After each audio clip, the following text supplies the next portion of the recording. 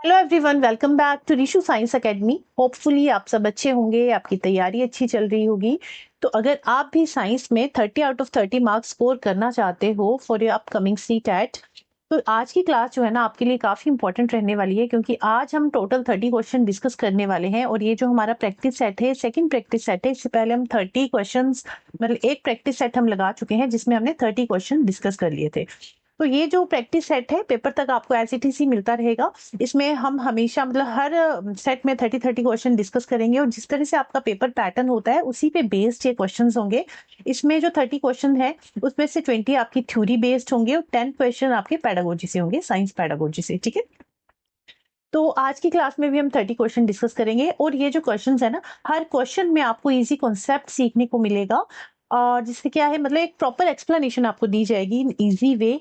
और कुछ क्वेश्चन ऐसे हैं जो आप ट्रिक के थ्रू जो है इजीली सीख पाओगे। तो हर क्वेश्चन में आपको कॉन्सेप्ट सीखने को मिलेगा, ट्रिक सीखने को मिलेगी with the help of proper explanation. ठीक है, तो चलिए स्टार्ट करते हैं अपनी आज की क्लास विदाउट वेस्टिंग टाइम।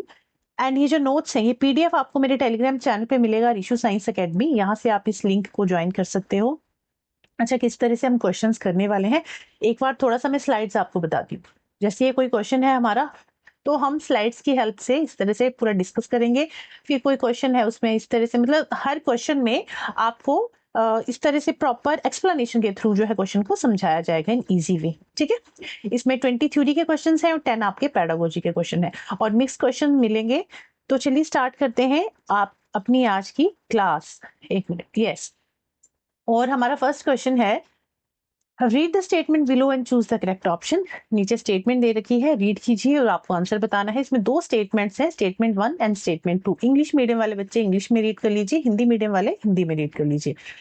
तो क्वेश्चन में दो स्टेटमेंट्स दे रखी हैं। स्टेटमेंट फर्स्ट क्या कह रही है कि all combustion reactions are exothermic reaction. Statement 2 कह रही है कि oxygen is added and heat is released in all these reaction. की सभी रिएक्शंस में, इन सभी रिएक्शंस में क्या होता है कि ऑक्सीजन ऐड होती है और हीट जो है रिलीज्ड होती है।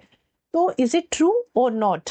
तो चलिए हिंदी मीडियम वाले बच्चे हिंदी में रीड करेंगे कि स्टेटमेंट फर्स्ट क्या है, दहन की सभी अभिक्रियाएं ऊष्माक्षेपी अभिक्रियाएं होती हैं। स्टेटमेंट 2 कह रहा है कि इन सभी अभिक्रियाओं में ऑक्सीजन का संयोजन होता है और ऊष्मा उत्सर्जित होती है। तो देखिए, सबसे पहले तो आपको पता होना चाहिए कि एक्सोथर्मिक रिएक्शंस क्या होती हैं और एंडोथर्मिक रिएक्शंस क्या होती हैं। What is the difference between exothermic and endothermic reactions? तो अगर आपने मेरी क्लासेस, थ्योरी वाली क्लासेस देखी होंगी, तो वहां मैंने आपको डिफाइन किया था कि एक्सोथर्मिक रिएक्शंस क्या है, एंडोथर्मिक रिएक्शन क्या है। बीच बीच में कहीं ना कहीं एक्सोथर्मिक और एंडोथर्मिक रिएक्शंस की क्वेश्चंस आ ही जाती हैं, बट फिर भी यहाँ भी एक्सप्लेन करूंगी कि क्या होता है, क्या मेन डिफरेंस है एक्सोथर्मिक और एंडोथर्मिक रिएक्शन में। पहले ये समझ लीजिए, फिर आंसर पे आते हैं वापस। देखो, दो तरह के रिएक्शंस होते हैं, एक होते हैं एक्सोथर्मिक, एक होते हैं एंडोथर्मिक।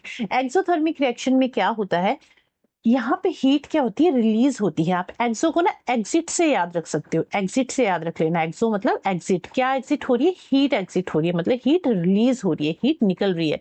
So ऐसी reaction that release heat energy to the surrounding, that is called exothermic reaction, जहां पे क्या होता है, हीट रिलीज होती है। फॉर एग्जाम्पल, जैसे मान लीजिए रेस्पिरेशन की प्रोसेस होती है ना। रेस्पिरेट लेटेस्ट अभी हमने रेस्पिरेशन का टॉपिक किया है, तो रेस्पिरेशन में देखो हमने क्या देखा था कि ग्लूकोज है C6H12O6, जब ऑक्सीजन के साथ बाइंड अप होगा तो ये क्या बनाएगा, carbon dioxide, water, ATP, and some amount of heat भी यहाँ पे रिलीज होती है। तो मैंने कहा था ये जो रिएक्शन है ये आपकी एक्सोथर्मिक रिएक्शन है, जहां पे क्या होता है, हीट रिलीज होती है ना। That kind of reaction is exothermic reaction. तो इसका एक और एग्जांपल है जो यहाँ मेंशन है कि जब मीथेन में ऑक्सीजन मिक्स करेंगे तो ये क्या रिलीज करेगा, कार्बन डाइऑक्साइड, वाटर और हीट। यहाँ पे भी हीट रिलीज हो रही है। तो ये क्या है, जब कंबशन हो रहा है किसका, मीथेन का, CH4 क्या है, मीथेन। जब मीथेन का कंबशन हो रहा है तब भी उस केस में भी क्या होगा, हीट रिलीज होगी और सराउंडिंग जो है it become warm, generally temperature क्या हो जाएगा, इंक्रीज हो जाएगा। ठीक है, एक्सोथर्मिक रिएक्शन में। एंडोथर्मिक रिएक्शन इससे ऑपोजिट है। एंडोथर्मिक रिएक्शन में क्या होता है, हीट रिलीज नहीं होता, हीट एब्सॉर्ब होता है। ये क्या करता है, हीट को एब्सॉर्ब कर रहा है। ऐसी रिएक्शन जो हीट को एब्सॉर्ब करती हैं, फॉर एग्जांपल फोटोसिंथेसिस। फोटोसिंथेसिस में क्या होता है, फोटोसिंथेसिस की रिएक्शन यहाँ लिख देती हूँ। फोटोसिंथेसिस में क्या है, कार्बन डाइऑक्साइड, वाटर, और ये प्रोसेस जो है क्लोरोफिल में होती है in the presence of sunlight. तो ये क्या कर रहे हैं, सनलाइट को एब्सॉर्ब करते हैं और फिर क्या बनता है, C6H12O6, ग्लूकोज प्लस ऑक्सीजन। तो ये जो रिएक्शंस है यहाँ पे हीट को एब्सॉर्ब किया जा रहा है, तो यहाँ जहां हीट एब्जॉर्ब हो रही है that kind of reaction is endothermic reaction. इसका अनदर एग्जांपल है कैल्शियम कार्बोनेट। जब ये ब्रेक डाउन हो जाएगा कैल्शियम ऑक्साइड और कार्बन डाइऑक्साइड में, तो यहाँ पे भी क्या होता है, हीट ये क्या कर रहा है, एक्चुअली हीट को एब्जॉर्व करता है। ठीक है, हीट को एब्जॉर्व कर रहा है, यहाँ पे हीट रिलीज नहीं करता, हीट को एब्जॉर्व करता है। तो एंडोथर्मिक रिएक्शंस और एक्सोथर्मिक रिएक्शन में क्या डिफरेंस, आई होप आपको समझ में आया होगा। एक्सोथर्मिक रिएक्शंस ऐसी रिएक्शंस होती हैं जहां हीट रिलीज होती है, आपको बस ये दो चीजें याद रखनी है। एक्सोथर्मिक रिएक्शन में हीट रिलीज होती है, एंडोथर्मिक रिएक्शन में हीट एब्जॉर्व होती है। तो एग्जांपल्स मैंने आपको बता दिए, जैसे रेस्पिरेशन क्या है, एक्सोथर्मिक रिएक्शन है, फोटोसिंथेसिस क्या है, एंडोथर्मिक रिएक्शन है। ठीक है, जहां पे हीट एब्जॉर्व हो रही है, surrounding become cool, generally temperature क्या हो जाता है, डिक्रीज हो जाता है। ठीक है, ये दो चीजें आपको याद रहेगी कि कहाँ हीट रिलीज हो रही है, कहाँ हीट एब्जॉर्व हो रही है, तो इससे कोई भी क्वेश्चन आएगा आप गलत नहीं कर पाओगे। ठीक है, तो ये स्टेटमेंट्स होगी। अब मतलब ये इसका कॉन्सेप्ट हो गया, आपको समझ में आया होगा क्या है दोनों रिएक्शंस। अब देखिए, अब आप आंसर बताइए मुझे। स्टेटमेंट फर्स्ट कह रही थी कि all combustion reaction are exothermic reactions, कि जितनी भी कंबशन रिएक्शंस हैं जहां पे कंबशन हो रहा है, कंबशन है क्या, एक्चुअली कंबशन क्या है, जहां पे बर्निंग हो रही है ना, जहां पे बर्निंग हो रही है, तो वहां पे वो जो रिएक्शंस है उन रिएक्शंस में हीट क्या होगी, रिलीज होगी ही होगी। जहां पे कंबशन हो रहा है वहां पे हीट रिलीज होनी ही है। तो यस, दिस इज ट्रू कि all combustion reactions are exothermic reactions, heat release होती है। सेकेंड है oxygen is added and heat is released in all these reaction, ये जो जितनी भी रिएक्शंस हैं, ऑल दीज रिएक्शंस लिखा है। ठीक है, दीज रिएक्शन मतलब एक्सोथर्मिक रिएक्शन। तो ये जो रिएक्शंस है यहाँ पे क्या होता है, ऑक्सीजन ऐड होती है और हीट रिलीज होती है, क्योंकि कंबशन तो तभी होगा ना जब उनको ऑक्सीजन मिलेगा। ऑक्सीजन की प्रेजेंस में ही तो कंबशन होती है, ऑक्सीजन की प्रेजेंस में ही तो बर्निंग होगी। तो जब ऑक्सीजन ऐड होगी तो उस केस में क्या हो रहा है, हीट रिलीज हो रही है। इन सभी मतलब इन सभी रिएक्शंस में, किन सभी रिएक्शंस में, एक्सोथर्मिक रिएक्शंस में। एक्सोथर्मिक रिएक्शंस में क्या होता है, ऑक्सीजन ऐड होती है और हीट जो है रिलीज होती है। तो yes, this statement is also true. तो दोनों ही स्टेटमेंट सही है, हमारी फर्स्ट भी और सेकंड भी। तो इस क्वेश्चन का जो राइट आंसर हो जाएगा that is both S1 and S2 are true and S2 is the correct explanation for S1। ठीक है, चलिए सेकंड क्वेश्चन पे चलते हैं। सेकंड क्वेश्चन है barium chloride react with sodium sulphate. दो रिएक्शन दे रखी हैं आपके पास, first reaction, second reaction. First reaction है कि barium chloride reacts with sodium sulphate and second है magnesium oxide react with carbon dioxide. आपको बताना है कौन सी, मतलब किस टाइप की रिएक्शन है, कौन सी कॉम्बिनेशन रिएक्शन है, कौन सी डबल डिस्प्लेसमेंट है, कौन सी डिस्प्लेसमेंट रिएक्शन है। टाइप्स ऑफ रिएक्शन मतलब ये जो रिएक्शन दे रखी है आपको बताना है किस तरह की रिएक्शन यहाँ पे हो रही है। ठीक है, तो जो फर्स्ट रिएक्शन है बेरियम क्लोराइड, एक मिनट, कहाँ गया मेरा पेन, हाँ, जो फर्स्ट रिएक्शन है बेरियम क्लोराइड BaCl2 प्लस क्या है, react with sodium sulphate, sodium Na2SO4। जब ये दोनों आपस में रिएक्ट करेंगे तो देखो क्या बन जाएगा, बेरियम सल्फेट बन जाएगा BaSO4 और सोडियम क्लोराइड बन जाएगा 2NaCl। ठीक है, तो ये यहाँ पे क्या हुआ, बेरियम ने इसके साथ जुड़ गया और क्लोरीन जो है इसके साथ जुड़ गया, तो यहाँ पे क्या हुआ, डबल डिस्प्लेसमेंट रिएक्शन हुआ है ना। कैसा रिएक्शन हुआ, double displacement reaction. Types of reactions मैंने पढ़ाया है आपको, ये किस तरह की रिएक्शन है, यहाँ पे डबल डिस्प्लेसमेंट रिएक्शन हो रही है। जो सेकंड रिएक्शन है वहां पे देखिए क्या हो रहा है, magnesium oxide react with carbon dioxide, carbon dioxide के साथ रिएक्ट करेगा तो क्या बन जाएगा, ये बना देगा मैग्नीशियम कार्बोनेट MgCO3। तो यहाँ पे क्या हुआ, एडिशन हो रहा है ना। ये जो रिएक्शंस है यहाँ पे क्या हुआ, एडिशन हुआ, मतलब ये दोनों आपस में कंबाइन कर गई। तो किस तरह की रिएक्शन है ये, कॉम्बिनेशन रिएक्शन। यहाँ पे क्या हो रहा है, कॉम्बिनेशन रिएक्शन हो रहा है। तो फर्स्ट जो है that is double displacement reaction और जो रिएक्शन 2 है वो है आपकी कॉम्बिनेशन रिएक्शन। तो इसका जो राइट आंसर होगा दैट इज ऑप्शन नंबर 2, कि जो रिएक्शन फर्स्ट है दैट इज द्विविस्थापन अभिक्रिया और जो रिएक्शन 2 है दैट इज संयोजन अभिक्रिया। ठीक है, चलिए सेकंड क्वेश्चन भी आई होप आपको क्लियर हुआ होगा। थर्ड पे चलते हैं, read the statement below and choose the correct option. Statement based question आजकल ज्यादातर पूछे जा रहे हैं। जब से आपका मतलब ऑनलाइन पेपर हुआ था ना, उसके बाद से पेपर का बिल्कुल पैटर्न ही चेंज हो गया आपके सीटेट का। प्रीवियस क्वेश्चन अगर आप उठा के देखोगे तो जो पहले के क्वेश्चन थे 2020 से मतलब 19 से पहले, मतलब 19 तक के, और 21 के बाद जो पेपर आ रहे हैं उनमें काफी ह्यूज डिफरेंस है। इवन सिलेबस तक काफी बढ़ चुका है।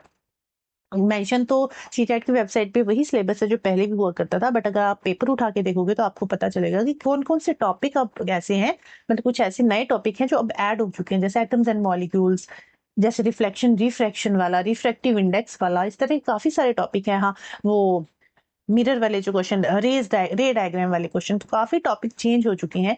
सिर्फ कहने की बात है कि 6 to 8 की एनसीईआरटी आती है, बट जी नहीं, 6 to 8 की नहीं आती, मतलब 6 to 8 की तो आती ही है, बट 9th 10th के भी कुछ टॉपिक है जो पूछे जा रहे हैं पेपर में, है ना। तो चलिए अच्छा क्वेश्चन पे आते हैं वापस। Read the statement below and choose the correct option. दो स्टेटमेंट है, स्टेटमेंट 1, स्टेटमेंट 2। फर्स्ट स्टेटमेंट है कि physical changes are always reversible, कि जितने भी फिजिकल चेंजेस हैं वो हमेशा रिवर्सिबल होते हैं। सेकंड है no new product is formed in a physical change, कि फिजिकल चेंज में कोई भी नया सब्सटेंस या नया प्रोडक्ट फॉर्म नहीं होता, ठीक है, कि भौतिक परिवर्तन में कोई नया उत्पाद निर्मित नहीं होता है। तो चलिए पहले डिफरेंस समझ लीजिए फिजिकल और केमिकल चेंज में। देखो फिजिकल चेंज में क्या होता है, नो न्यू सब्सटेंसेस फॉर्म, कोई न्यू सब्सटेंस फॉर्म नहीं होता है, दिस इज ट्रू, कोई नया सब्सटेंस फॉर्म नहीं होता है। यहाँ पे फिजिकल चेंज में क्या होता है, ओनली शेप और साइज जो है वो चेंज होता है, शेप और साइज जो है वो चेंज होता है, उसके अलावा एज इट इज ही रहती हैं चीजें। फॉर एग्जाम्पल जैसे लेमन है, लेमन को आपने कट कर दिया है ना, तो काटने के बाद भी ये लेमन ही रहा, लेमन से एप्पल तो बन नहीं गया, तो नया सब्सटेंस तो बना नहीं, है ना। तो दिस इज फिजिकल चेंज, मतलब उसकी शेप और साइज में डिफरेंस आ रहा है, उसके अलावा उसमें कोई चेंज नहीं आ रहा है, दैट इज फिजिकल चेंज। और फिजिकल चेंज ना not always reversible, sometimes it is reversible और sometime it is irreversible. Reversible और इरिवर्सिबल दोनों ही होते हैं।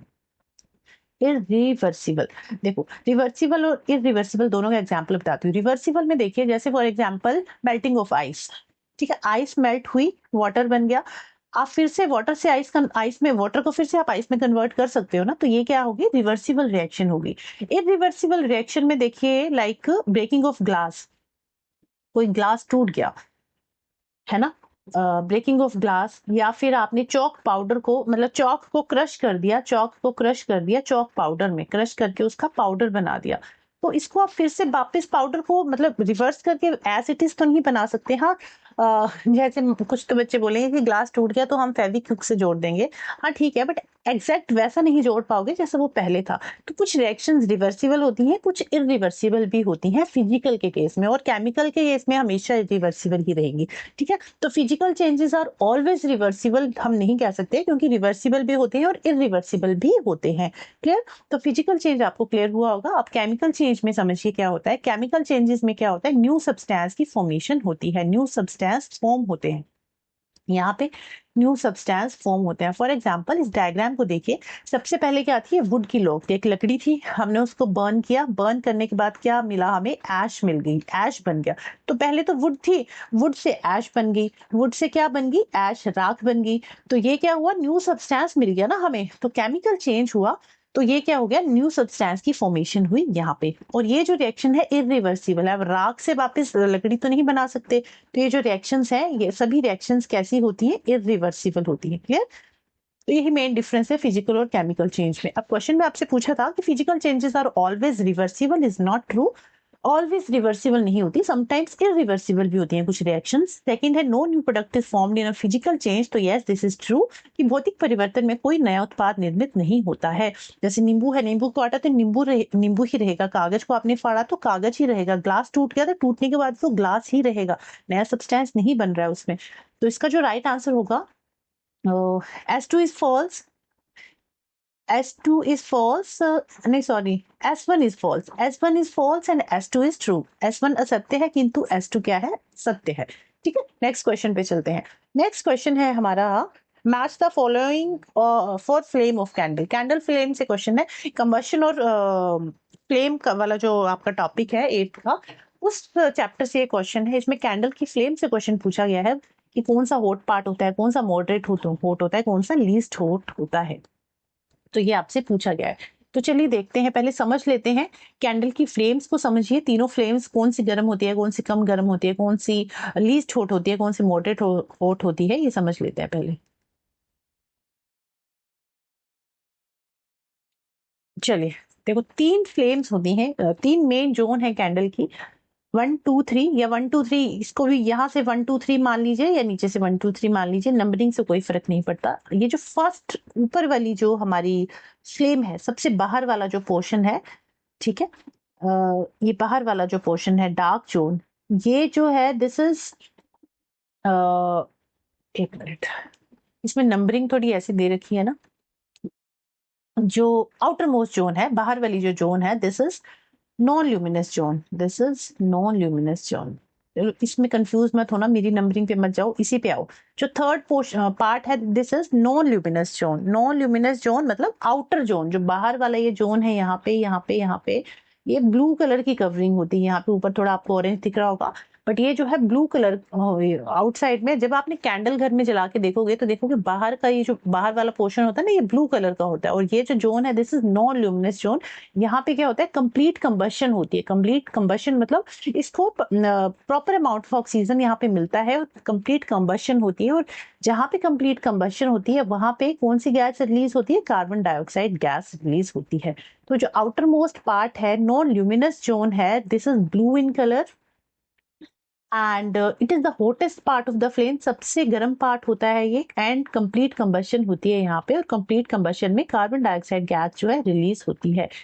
उसके अलावा बीच वाली जो जोन है, second zone, that is luminous zone, इसको कहते हैं luminous zone. And this is middle zone. और ये कैसी होती है, येलो कलर की होती है, डार्क येलो कलर की होती है। इट इज मॉडरेट हॉट, ज्यादा गर्म नहीं होती, नॉन ल्यूमिनस से थोड़ी सी कम गर्म होती है, मॉडरेट हॉट होती है। एंड यहाँ पे पार्शियल कंबशन होता है, कंप्लीट कंबशन नहीं होता, पार्शियल कंबशन होता है यहाँ पे भी ल्यूमिनस जोन में। नेक्स्ट जोन है, ये फर्स्ट जोन जो यहाँ पे दे रखा है, this is dark zone. Dark zone में क्या होता है, it is the inner most zone and it is the coldest part of the flame. ठंडा पार्ट होता है, कंटेन अनबर्न वैक्स पेपर और इनकम्प्लीट कंबशन यहाँ पे होता है। क्योंकि ये जो अंदर वाला पोर्शन है ना, यहाँ पे सफिशिएंट अमाउंट ऑफ ऑक्सीजन इसको मिल नहीं पाता, तो दैट्स व्हाई यहाँ पे जो कंबशन होती है, इनकम्प्लीट कंबशन होती है। और इनकम्प्लीट कंबशन के केस में कार्बन मोनोक्साइड गैस रिलीज होती है, CO गैस रिलीज होती है, कार्बन मोनोक्साइड गैस। जहां पे कंप्लीट कंबशन हो रहा है वहां कार्बन डाइऑक्साइड गैस रिलीज होगी, जहां पे इनकम्प्लीट कंबशन हो रहा है वहां पे कार्बन मोनोक्साइड गैस रिलीज होती है। ठीक है, आई होप इतना क्लियर हुआ होगा आपको। मतलब कैंडल की 3 जोन होती हैं, 3 जोन्स हैं कैंडल की, फर्स्ट सेकंड थर्ड। नंबरिंग में कंफ्यूज मत होना, इस तरह से 3 जोन है। थोड़ा सा मैं बना देती हूँ, थोड़ी टेढ़ी होगी, कोई बात नहीं। जो फर्स्ट ऊपर वाली जोन है, this is outer most zone, outer most zone. और आउटर मोस्ट जोन है, ये ब्लू कलर का होता है। और यहाँ पे कंप्लीट कंबशन होती है। क्या होता है यहाँ पे, कंप्लीट कंबशन होता है। कंप्लीट कंबशन कहाँ होता है, जहाँ प्रॉपर अमाउंट ऑफ ऑक्सीजन जो है इसको मिलती है। कंप्लीट कंबशन हो रहा है। और दिस इज हॉटेस्ट पार्ट, सबसे गर्म पार्ट होता है ये फर्स्ट पार्ट जो होता है। सेकंड, उसके अंदर वाला जो पार्ट है यहाँ पे दिस इज मिडल जोन, बीच वाला पार्ट है मिडल जोन। एंड यहाँ पे क्या क्या होता है, पार्शियल कंबशन होती है। कैसी कंबशन होती है, पार्शियल कंबशन होता है, पार्शियल कंबशन और combustion. And this is moderate hot, इतना गर्म नहीं होता जितना फर्स्ट पार्ट होता है, but this is moderate hot, कम गर्म होता है, मॉडरेट हॉट होता है। नेक्स्ट जो थर्ड जोन है, यहाँ पे ये सेकंड जोन था, जो थर्ड जोन है, इनर मोस्ट जोन। ये जो थर्ड जोन है कैंडल का, this is inner most zone. और ये जो है कोल्ड पार्ट होता है, this is cold part. And यहाँ पे जो कंबशन होती है कैसी होती है, इनकम्प्लीट कंबशन होती है, इनकम्प्लीट कंबशन। इनकम्प्लीट कंबशन के केस में कौन सी गैस रिलीज होती है, कार्बन मोनोक्साइड गैस रिलीज होती है इस केस में। और कंप्लीट कंबशन में कार्बन डाइऑक्साइड गैस रिलीज होती है। तो ये हो गया कैंडल के फ्लेम का क्वेश्चन, और कई बार पूछा गया है कैंडल फ्लेम का क्वेश्चन। ठीक है, और ये जो सेकंड वाला जोन है, यहाँ पे some amount of carbon dioxide release होती है, some amount of carbon monoxide gas भी रिलीज होती है। क्योंकि ना तो यहाँ कंप्लीट कंबशन हो रही है, ना ही इनकम्प्लीट, पार्शियल कंबशन है, तो कार्बन डाइऑक्साइड गैस भी रिलीज होती है, कार्बन मोनोक्साइड गैस भी रिलीज होती है। आई होप ये क्वेश्चन आपको समझ में आया होगा, कॉन्सेप्ट क्लियर हुआ होगा कैंडल फ्लेम का। अब क्वेश्चन पे आइए। क्वेश्चन में पूछा गया कि कौन सा हॉटेस्ट पार्ट होता है। तो अभी हमने किया कि आउटर मोस्ट पार्ट जो है, that is the hottest part of the flame. तो ए का थर्ड फर्स्ट में दिया है और लास्ट में दिया है। मॉडरेट हॉट कौन सा होता है, बीच वाला जो जोन होता है वो मॉडरेट हॉट होता है, बी का सेकंड। ए का थर्ड, बी का second is given in option number 4। And least hot, सबसे कम गर्म कौन सा होता है, इनर मोस्ट, जो अंदर वाला जोन है वहां पे वो जो है इनर मोस्ट जोन जो है ठंडा, लीस्ट हॉट होता है।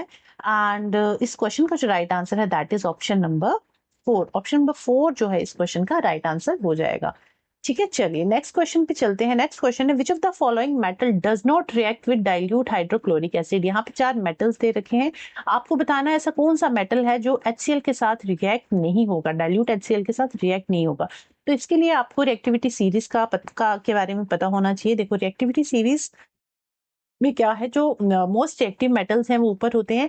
जैसे जैसे आप सीरीज में नीचे चलते जाओगे लीस्ट एक्टिव मेटल जो है आते जाएंगे। जैसे सबसे ऊपर पोटाशियम है, तो पोटाशियम सबसे ज्यादा रिएक्टिव है, उससे कम रिएक्टिव सोडियम, उससे कम कैल्शियम, उससे कम मैग्नीशियम, उससे कम एल्यूमिनियम। जैसे जैसे आप नीचे आते जाओगे लेस एक्टिव मेटल्स आते जाएंगे। गोल्ड और प्लेटिनम जो है सबसे कम रिएक्टिव है, लीस्ट रिएक्टिव मेटल्स हैं। ठीक है, तो यहाँ पूछा गया था आपसे कि कौन से मेटल है जो HCl के साथ रिएक्ट नहीं करेगा। अब देखो हाइड्रोजन, देखो इसमें कहाँ है हाइड्रोजन, कहाँ है आपका, ये रहा आपका हाइड्रोजन। अब कौन कौन से मेटल्स दे रखे हैं, आयरन, कॉपर, मैग्नीशियम, एल्यूमिनियम। अब आप देखो जितने भी मेटल्स हैं जो हाइड्रोजन के ऊपर होंगे वो तो हाइड्रोजन से ज्यादा पावरफुल है, तो हाइड्रोजन के मतलब ये तो हाइड्रोजन के साथ रिएक्ट कर जाएंगे, बट जो हाइड्रोजन से कम पावरफुल है वो जो है हाइड्रोजन को रिप्लेस नहीं कर पाएगा। मतलब जो पावरफुल वाले हैं वो तो हाइड्रोजन को रिप्लेस कर लेंगे, मतलब जो ऊपर वाले हैं हाइड्रोजन के ऊपर जितने भी है ना, ये सारे हाइड्रोजन को रिप्लेस कर सकते हैं इन द रिएक्शन। बट जो हाइड्रोजन से कमजोर हैं, जो कॉपर, सिल्वर, गोल्ड, प्लेटिनम, ये चारों जो है हाइड्रोजन को रिप्लेस नहीं कर पाएंगे, हाइड्रोजन के साथ रिएक्ट नहीं कर पाएंगे। ठीक है, तो क्वेश्चन में आयरन, कॉपर, मैग्नीशियम, एल्यूमिनियम। तो आयरन, कॉपर, मैग्नीशियम, एल्यूमिनियम में आप देखोगे सिर्फ कॉपर है जो हाइड्रोजन से वीक है, उसके अलावा बाकी सारे जो हैं हाइड्रोजन से ज्यादा स्ट्रॉन्ग है। आयरन था, एल्यूमिनियम था, और कौन सा था, आयरन, एल्यूमिनियम और मैग्नीशियम। आयरन, एल्यूमिनियम, मैग्नीशियम, ये मैग्नीशियम, ये आयरन और ये एल्यूमिनियम कहाँ गया, ये। तो ये तीनों ही हाइड्रोजन से स्ट्रॉन्ग है, तो ये तो रिप्लेस कर देंगे, बट जो कॉपर है वो डाइल्यूट HCl के साथ रिएक्ट नहीं कर पाएगा क्योंकि ये वीक है, हाइड्रोजन से वीक है, दैट्स वाई ये हाइड्रोजन को रिप्लेस नहीं कर सकता है ना। तो इसका जो राइट आंसर हो जाएगा वो तो आपका होगा कॉपर, सेकंड तांबा। बट अब मेन चीज ये है कि ये रिएक्टिविटी सीरीज आपको याद होनी चाहिए, और रिएक्टिविटी सीरीज कैसे याद रखोगे उसके लिए मैंने आपको एक निमोनिक बताया था जब हमने मेटल्स और नॉन मेटल्स वाला चैप्टर किया था, और बीच बीच में जब भी कहीं भी इसकी बात होती है रिएक्टिविटी सीरीज की तो मैंने आपको बताया कैसे याद करनी है ये। तो इसके लिए एक निमोनिक है, यहाँ लिख देती हूँ, हो सकता है आपको पता हो, या फिर जरूरी नहीं इसी निमोनिक के थ्रू, किसी भी मेथड के थ्रू आप याद कर सकते हो, बस आपको लर्न होना चाहिए, चाहे कैसे भी लर्न करो। ठीक है, प्लीज स्टॉप कॉलिंग, इस निमोनिक के थ्रू आप याद करोगे, please stop calling me a careless zebra, careless zebra. Instead, I hope आपको मेरी राइटिंग समझ में आ रही होगी, instead try learning how copper saves gold platinum, copper saves gold and platinum, इसको कहीं आप नोट डाउन कर लेना अपनी नोटबुक में या स्क्रीनशॉट ले लीजिए। क्या है, please stop calling me a careless zebra, instead try learning how copper saves gold platinum. तो इसके थ्रू आपको ये सारी एक्टिविटी सीरीज जो है लर्न हो जाएगी। पी से पोटाशियम, एस से सोडियम, सी से कैल्शियम, एम से मैग्नीशियम, ए से एल्यूमिनियम, सी से कार्बन, जेड से जिंक, आई से आयरन, टी से टिन, एल से लेड, एच से हाइड्रोजन, सी से कॉपर, एस से सिल्वर, जी से गोल्ड और प्लेटिनम। तो एज इट इज लिखा है। ठीक है, तो इस सीरीज के थ्रू आपको एक्टिविटी सीरीज जो है लर्न हो जाएगी, और एक्टिविटी सीरीज में भी ना हमेशा क्वेश्चन आता ही आता है, तो इस सीरीज को आप प्लीज लर्न जरूर कर लेना, ये इंपॉर्टेंट है। ऐसे मत सोचना कि नहीं कोई बात नहीं क्या हो जाएगा, लर्न कर लेना। ठीक है, क्वेश्चन आता है इसलिए कह रही हूँ कि लर्न कर लेना। तो इस क्वेश्चन का राइट आंसर क्या हो गया था, कॉपर, तांबा। अब नेक्स्ट क्वेश्चन पे हम चलेंगे। नेक्स्ट क्वेश्चन है, read the statement below and choose the correct option. दो स्टेटमेंट्स आपके पास दे रखी हैं। स्टेटमेंट फर्स्ट है, growth and branching of roots in A and B horizon is advantages for absorption of water and minerals. Statement two है, A and B horizons are rich in water, mineral and humus. Soil profile के बारे में बात की जा रही है। Soil में हमने डिफरेंट डिफरेंट हॉरिजन्स देखे हैं, ए हॉरिजन, बी हॉरिजन, सी हॉरिजन, है ना, बेड रॉक। तो डायग्राम के थ्रू बताती हूँ, देखो ये डिफरेंट डिफरेंट लेयर्स हैं। जो ऊपर वाली ए हॉरिजन है जिसे टॉप सॉइल भी कहते हैं, उसके बाद बी हॉरिजन जिसे सब सॉइल कहते हैं, सी हॉरिजन पैरेंट रॉक, जो रोक है, पेरेंट रोक जो रोक है, that is called parent material, और सी हॉरिजन। और ये जो ऊपर वाला ए हॉरिजन है ना, ए हॉरिजन के ऊपर जो जहाँ पे ह्यूमस प्रेजेंट होता है उसको ओ हॉरिजन और ऑर्गेनिक लेयर भी कहते हैं। ठीक है, A horizon top soil, B horizon sub soil, C horizon parent material. तो ये जो ओ ए हॉरिजन है, ये जो हॉरिजन है ए हॉरिजन, इसे बताती हूँ, ए हॉरिजन, ये बी हॉरिजन और ये यहाँ सी हॉरिजन और बेडरॉक। कई बार तो कई बुक्स में आपको 4 हॉरिजन भी देखने को मिलेगा। ये क्या है, यहाँ पे ग्रेवल वगैरह होगा, मिट्टी और मतलब ग्रेवल वगैरह होंगे, और ये डी को बेड रॉक बनाया हुआ है, इससे कोई फर्क नहीं पड़ता। क्वेश्चन में ये पूछा जाता है बेसिकली कि ये जो 4 लेयर्स हैं इसमें से सबसे जो फर्टाइल लेयर है वो कौन सी होती है। सबसे फर्टाइल लेयर होती है ऊपर वाली टॉप सॉइल, जहाँ पे ह्यूमस प्रेजेंट होता है, और जहाँ पे ह्यूमस प्रेजेंट है वहां पे उस लेयर को हम ओ होरिजन भी कहते हैं। ए होरिजन में ह्यूमस प्रेजेंट है। ह्यूमस क्या होता है, जो सड़े गले पत्ते वगैरह होते हैं, जो जिनके जो क्या करते हैं, खाद बनाने में हेल्प करते हैं। मतलब जो सड़े गले पत्ते हैं ना, ये भी प्लांट्स को न्यूट्रिएंट्स प्रोवाइड करते हैं, इसको ह्यूमस कहते हैं। तो ये ए लेयर में प्रेजेंट होती है। उसके अलावा बी होरिजन जो है ए से कम फर्टाइल होता है, और सी और डी तो बिल्कुल फर्टाइल नहीं होते। और जो रूट्स हैं ये बी होरिजन तक चली जाती हैं। जो प्लांट्स की रूट्स हैं, जैसे प्लांट है ये, तो इसकी रूट्स बी होरिजन तक पहुंचती हैं, और ये रूट्स क्या करती हैं, वाटर और मिनरल्स वगैरह अब्जॉर्प्शन में हेल्प करती हैं प्लांट्स की। तो क्वेश्चन में आपसे पूछा गया था कि growth and branching of roots in A and B horizon are advantages for absorption of water and minerals, की जो ए और बी संस्था स्थितियां हैं उन पर जड़ों की वृद्धि एवं शाखन जल एवं खनिजों के अवशोषण के लिए लाभदायक है। ए और बी जो है लाभदायक है किसके लिए, वाटर और मिनरल्स को एब्जॉर्ब करने के लिए। तो yes, this is true. Second है, ए और बी संस्तर स्थिति जल खनिजों एवं खाद में समृद्ध है। ए और बी हॉरिजन जो है that is rich in water minerals and humus, this is also true. तो दोनों ही स्टेटमेंट सही हैं। So both S1 and S2 are true, and S2 is the correct explanation for S1। Option number first जो है इस question का right answer हो जाएगा। नेक्स्ट क्वेश्चन पे चलते हैं। विच of the following is inorganic impurity of sewage. Sewage की कौन कौन सी इनऑर्गेनिक इम्प्यूरिटीज प्रेजेंट है, सीवेज में कौन कौन सी इनऑर्गेनिक इम्प्यूरिटीज प्रेजेंट होती हैं। तो कौन कौन सी इम्प्यूरिटीज प्रेजेंट होती है हमारे सीवेज में, मतलब सीवेज वाटर में। फोस्फेट प्रेजेंट होता है, फोस्फेट प्रेजेंट होता है, नाइट्रेट प्रेजेंट होता है, phosphate, nitrate and heavy metals present होते हैं। हैवी मेटल्स, हैवी मेटल्स में कौन कौन से मेटल्स आ जाएंगे, lead, mercury and chromium.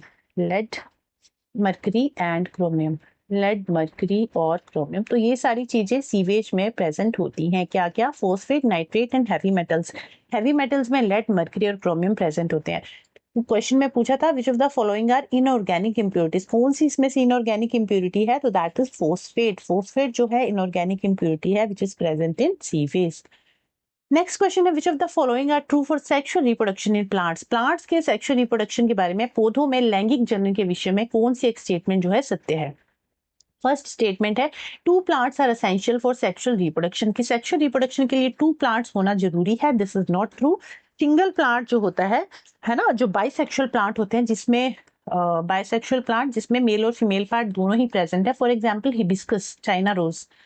Hibiscus, China rose जो है, चाइना रोज, चाइना रोज का तो आपने प्रैक्टिकल भी किया होगा अपने 8th क्लास में। यहाँ पे क्या होता है, जो चाइना रोज है ना, उसमें मेल पार्ट भी होगा, मतलब मेल पार्ट भी होता है एक ही फ्लावर में, प्लस फीमेल पार्ट भी होगा। मतलब एक ही फ्लावर में मेल और फीमेल दोनों ही पार्ट प्रेजेंट होते हैं सिंगल फ्लावर में। तो ये कहना कि सेक्सुअल रिप्रोडक्शन जो है उसके लिए 2 प्लांट्स होने जरूरी है इज नॉट ट्रू, क्योंकि एक सिंगल प्लांट में भी मेल और फीमेल प्लांट्स प्रेजेंट होते हैं, उनमें भी सेक्सुअल रिप्रोडक्शन होती है थ्रू पॉलिनेशन। ठीक है, सेल्फ पॉलिनेशन या क्रॉस पॉलिनेशन उनमें भी होती है। तो फर्स्ट स्टेटमेंट तो गलत होगी कि 2 plants are essential for sexual reproduction. Second है, only insects are agents of pollination. क्या सिर्फ कीट ही परागण का कारक होते हैं? जी नहीं, हवा, बारिश, जानवर, ह्यूमंस, वी आर ऑल्सो क्या है, एजेंट्स ऑफ पॉलिनेशन है, जो पॉलिनेशन में हेल्प करते हैं, पोलन ग्रेन्स को ट्रांसफर करने में हेल्प करते हैं, मतलब हाँ पॉलिनेशन में हेल्प करते हैं। विंड, वाटर वगैरह, मतलब देखो ह्यूमन और एनिमल तो गलत बता दिया, वो पॉलिनेशन में हेल्प नहीं करते, वो सीड डिस्पर्सल में हेल्प करते हैं। बट सॉरी, यहाँ बात पॉलिनेशन की हुई है। तो हाँ, तो पॉलिनेशन, विंड और वाटर जो है पॉलिनेशन में हेल्प करते हैं, नॉट ओनली इंसेक्ट्स। यहाँ लिखा था ओनली इंसेक्ट, सिर्फ इंसेक्ट हेल्प नहीं करते पॉलिनेशन में। पॉलिनेशन होता क्या है एक्चुअली, देखो पॉलिनेशन क्या होता है, transfer of pollen grains, transfer of pollen grains from male part two female part, that is called pollination. Pollen grain, transfer of pollen grains from male part two female part is called pollination. तो pollination में insects भी help करते हैं, wind भी help करती है, water भी help करते हैं।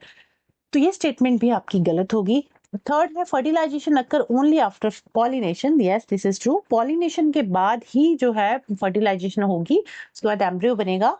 फोर्थ स्टेटमेंट है plants are obtained from seeds, जो पौधे हैं वो बीजों से प्राप्त किए जाते हैं, is also true. Plants are obtained from seed is also true. तो सी और डी दोनों ही स्टेटमेंट्स इसमें सही हैं, ए और बी गलत है। सी क्या थी, निषेचन केवल परागण के पश्चात ही हो सकता है, इज ऑल्सो ट्रू। पौधे बीजों से प्राप्त किए जाते हैं, इज ऑल्सो ट्रू। तो इस क्वेश्चन का जो राइट आंसर है that is option number 4, C and D इसका राइट आंसर हो जाएगा। आई होप क्वेश्चन आपको समझ में आ रहे होंगे, चीजें समझ में आ रही होंगी, अच्छा भी लग रहा होगा पढ़ाई करते हुए आपको।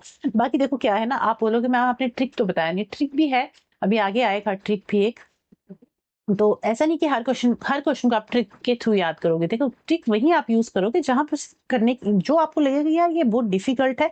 वैसे तो डिफिकल्ट जैसा कुछ नहीं होता, जब भी आप चीजें इजीली समझोगे ना आपको समझ में आ जाएंगी। बट कुछ कुछ क्वेश्चन ऐसे होते हैं, जैसे मिरर वाला क्वेश्चन है, कौन सी लाइट रे मतलब कौन सा ऑब्जेक्ट कहाँ है तो इमेज फॉर्मेशन कहाँ होगी। कनकेव मिरर में 6 केसेस बनते हैं, कन्वेक्स में तो फिर भी 2 बनते हैं, कनकेव मिरर में 6 केसेस बनते हैं, कन्वेक्स लेंस में 6 केसेस बनते हैं।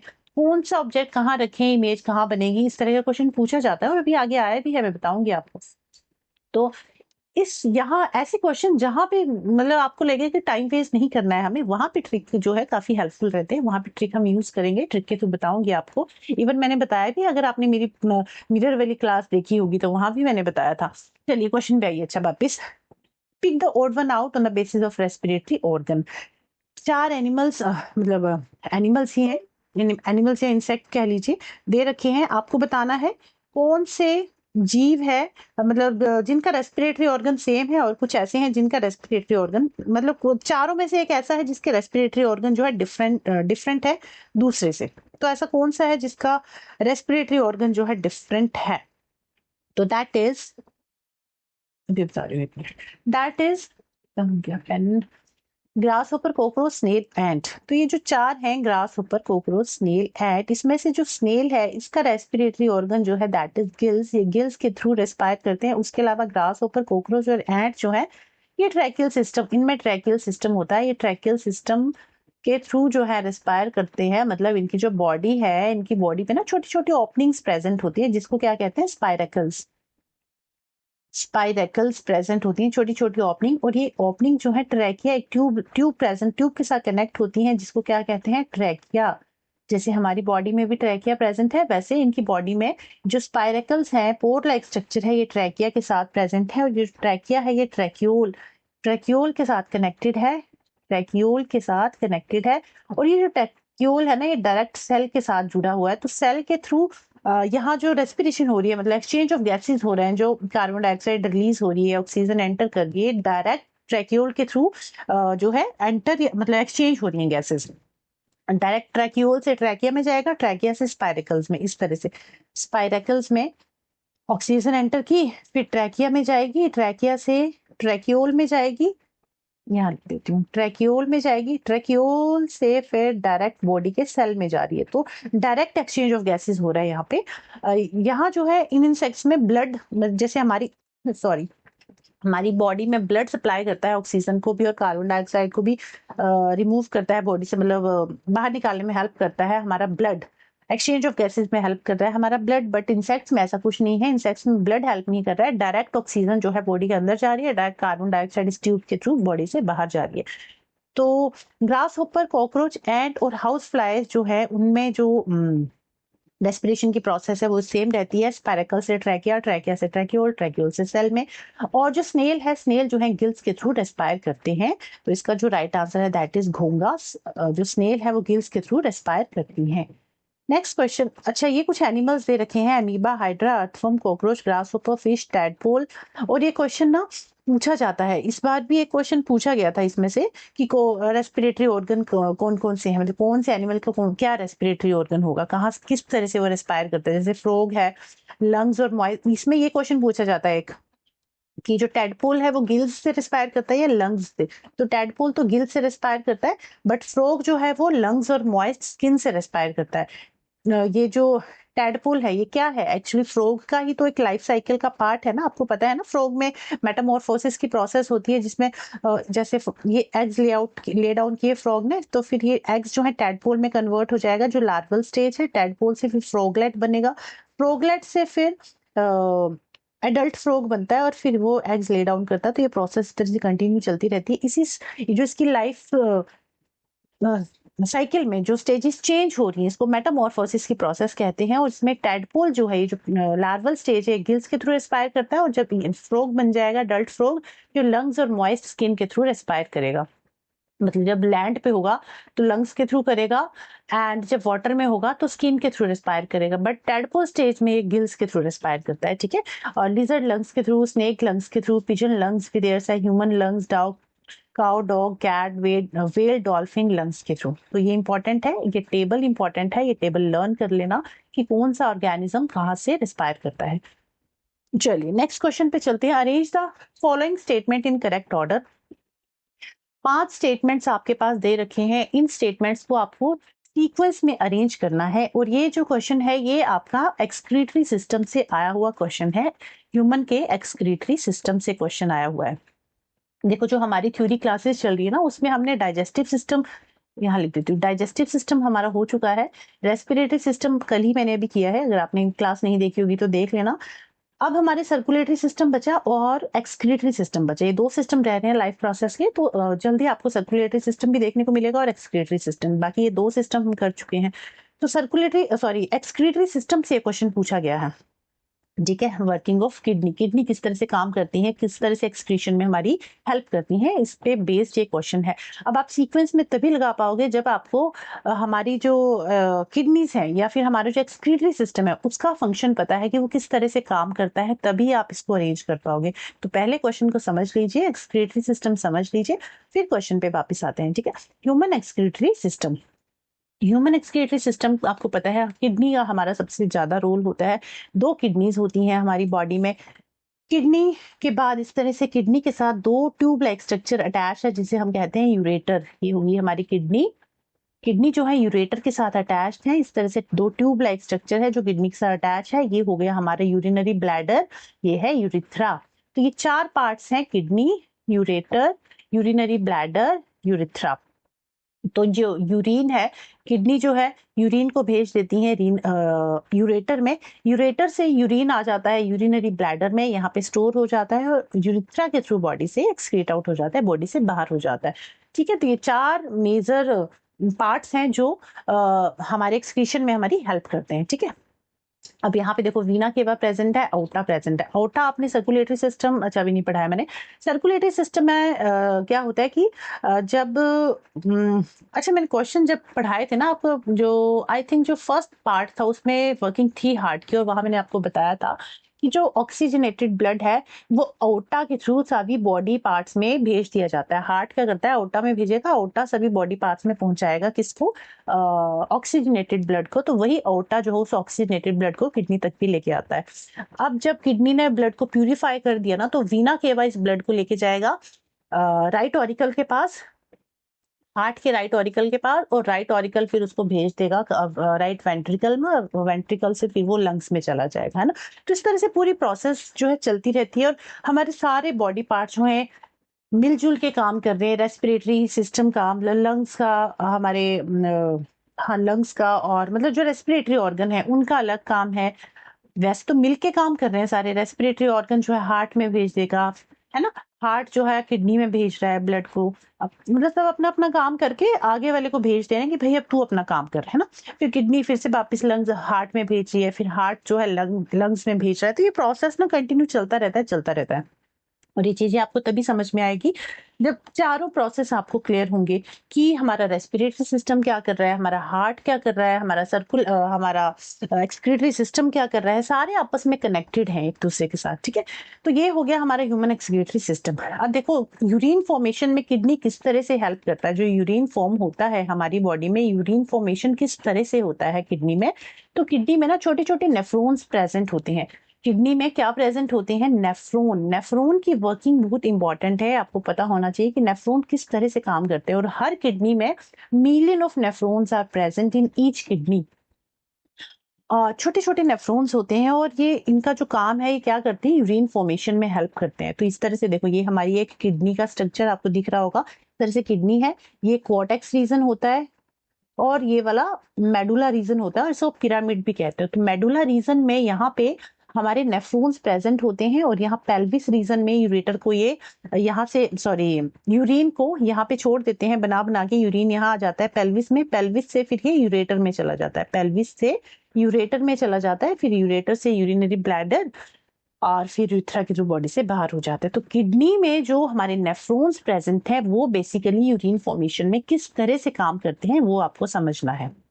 देखो अब ये एक नेफ्रॉन का स्ट्रक्चर है और इसी तरह से मिलियन ऑफ नेफ्रॉन्स प्रेजेंट होते हैं। अब ये नेफ्रॉन क्या करते हैं, कंफ्यूज नहीं होना है इस डायग्राम को देख के। देखो इजी वे में थोड़ा सा यहाँ बना देती हूँ। देखो ये है कप की तरह एक स्ट्रक्चर आपको दिख रहा होगा जिसको हम कहेंगे वोमेंस कैप्सूल। ये क्या है, वोमेंस कैप्सूल। क्या है ये, वोमेंस कैप्सूल। ये कप की तरह जो स्ट्रक्चर आपको दिख रहा है। अब इस वोमेन कैप्सूल के बाद यहाँ पे एक क्वाइल स्ट्रक्चर आपको दिखेगा जिसको कहेंगे पीसीटी। क्या कहेंगे, पीसीटी, जिसको कहेंगे प्रॉक्सिमल कॉन्वोलेटेड ट्यूब्यूल। थोड़ा सा यही बना रही हूँ रफ सा, ठीक है, थोड़ा समझाने के लिए बना रही हूँ। फिर इस डायग्राम इस इमेज पे आती हूँ। पीसीटी प्रॉक्सिमल कॉन्वोलेटेड ट्यूब्यूल, सबसे पहले वोमेन कैप्सूल, फिर पीसीटी। पीसीटी कहाँ गया, ये है proximal convoluted tubule second part. ये जो टर्म है पीसीटी। अभी कंफ्यूज मत हो, ये आर्टरीज और वेन्स इसके साथ लिपटी हुई हैं तो आपको ज्यादा कंफ्यूजन हो रही होगी। यहाँ पीसीटी, देखो मैं एक ना रफ ब्लैंक पहले ब्लैंक स्लाइड लेके आपको ड्रॉ करके दिखाती हूँ, फिर आपको इस इमेज पे लेके आती हूँ वापस। इस तरह से वोमेंस कैप्सूल प्रेजेंट है। वोमेंस कैप्सूल के बाद इस तरह से क्या है हमारा पीसीटी, जिसे हम क्या कह रहे हैं, प्रॉक्सिमल कॉन्वोलेटेड ट्यूब्यूल। ये सॉरी यहाँ पे loop of Henle, loop of Henley के बाद फिर से इस तरह से क्वाइल स्ट्रक्चर है जिसे कहेंगे डीसीटी। और डीसीटी जो है एक कलेक्टिंग ट्यूब्यूल के साथ कनेक्टेड है और ये क्या है हमारा कलेक्टिंग ट्यूब्यूल। देखो ये क्या है, वोमेंस कैप्सूल। ये क्या है, Bowman's capsule first part. Second ये क्या है, PCT proximal convoluted tubule second part. ये जो यू शेप स्ट्रक्चर है this is loop of Henle, loop of Henle. ये जो क्वाइल स्ट्रक्चर है DCT, DCT loop of Henle third part, DCT fourth part. और ये जो कलेक्टिंग ट्यूब्यूल है this is fourth part, collecting tubule. ये क्या है, फोर्थ पार्ट। और एक कलेक्टिंग ट्यूब्यूल से ना मल्टीपल नेफ्रॉन्स की डीसीटी जो है जुड़ी होती है। ऐसा नहीं कि एक कलेक्टिंग डक्ट से एक ही नेफ्रॉन जुड़ा होता है, जी नहीं, एक कलेक्टिंग डक्ट से ना मल्टीपल नेफ्रॉन्स की डीसीटी कनेक्टेड होती है, ठीक है। तो ये हो गए कितने, 5 पार्ट हो गए, 4 नहीं 5। फर्स्ट क्या है वोमेंस कैप्सूल, सेकंड क्या है पीसीटी, थर्ड क्या है लूप ऑफ हेनले, फोर्थ क्या है डीसीटी, फिफ्थ क्या है कलेक्टिंग ट्यूब्यूल। क्लियर। अब क्या होता है, ये जो वोमेंस कैप्सूल है ना, यहाँ पे इस तरह से गुच्छा प्रेजेंट है हमारे आर्टरीज का। इस तरह से एफ्रेंट आर्ट्रियोल, ये इफ्रेंट आर्ट्रियोल। यहाँ पे bunch of capillaries are present. इसको क्या, ये क्या है, bunch of capillaries are present, जिसको ग्लोमेरुलस कहते हैं। क्या कहते हैं, ग्लोमेरुलस। यहाँ पे क्या हुआ, हमारा ब्लड आया, ठीक है, हमारा ब्लड कैपिलरीज के पास गया, कैपिलरीज के थ्रू यहाँ होता हुआ फिर ये इफ्रेंट आर्टियोल में चला जाएगा। ये एफ्रेंट आर्टियोल है, एफ्रेंट आर्टीरियोल पहले यहाँ समझाती हूँ, फिर उस इमेज पे लेके जाऊंगी आपको। एफ्रेंट आर्टियोल, ये इफ्रेंट, ये इफ्रेंट आर्टियोल, ठीक है। ये एफ्रेंट आर्टियोल थोड़ी मोटी होती है, इफ्रेंट आर्टियोल थोड़ी पतली होती है, क्योंकि यहाँ पे जो ब्लड है फिल्टर के बाद जो ब्लड है ना हाई प्रेशर से फ्लो होता है, ये पतली होती है थोड़ी सी। अब यहाँ पे क्या हुआ, हमारा ब्लड आया एफ्रेंट आर्टियोल से और ये जो ग्लोमेरुलस है, जो गुच्छा है कैपिलरीज का, यहाँ पे गया और यहाँ पे क्या होगा, चीजें छन जाएंगी। जैसे छन्नी से हम चाय छानते हैं ना, उसी तरह से हमारा ब्लड ना पूरा छन जाएगा। तो ब्लड में जितनी भी इंपॉर्टेंट चीजें हैं, जो ग्लूकोज है, जो आयंस है, सोल्ट है, वाटर है, ये सारी चीजें ना यहाँ पे छन जाएंगी, साथ साथ यूरिया भी। और यूरिया ही हमें बॉडी से यूरिया ही हमारा वेस्ट है जिसे हमें बाहर निकालना है। तो यूरिया तो छन जाएगा, बट यूरिया के साथ साथ जो ग्लूकोज है, आयंस है, सॉल्ट है, वाटर है, वो सारी चीजें भी छन जाएंगी। सिर्फ 2 चीजें नहीं छनेंगी, क्या, एक प्लेटलेट्स और दूसरा प्रोटीन। प्लेटलेट्स और प्रोटीन्स का जो साइज है वो बड़ा होता है, दैट्स वाई वो यहाँ से छन के बाहर नहीं निकलेंगी, वो ब्लड में ही रहेंगे, बाकी सारी चीजें छन जाएंगी। अब ये सारी चीजें छन गई और ये जो ब्लड है जिसमें प्लेटलेट्स और प्रोटीन्स प्रेजेंट है, ये चला जाएगा इफ्रेंट आर्टियोल में, ठीक है।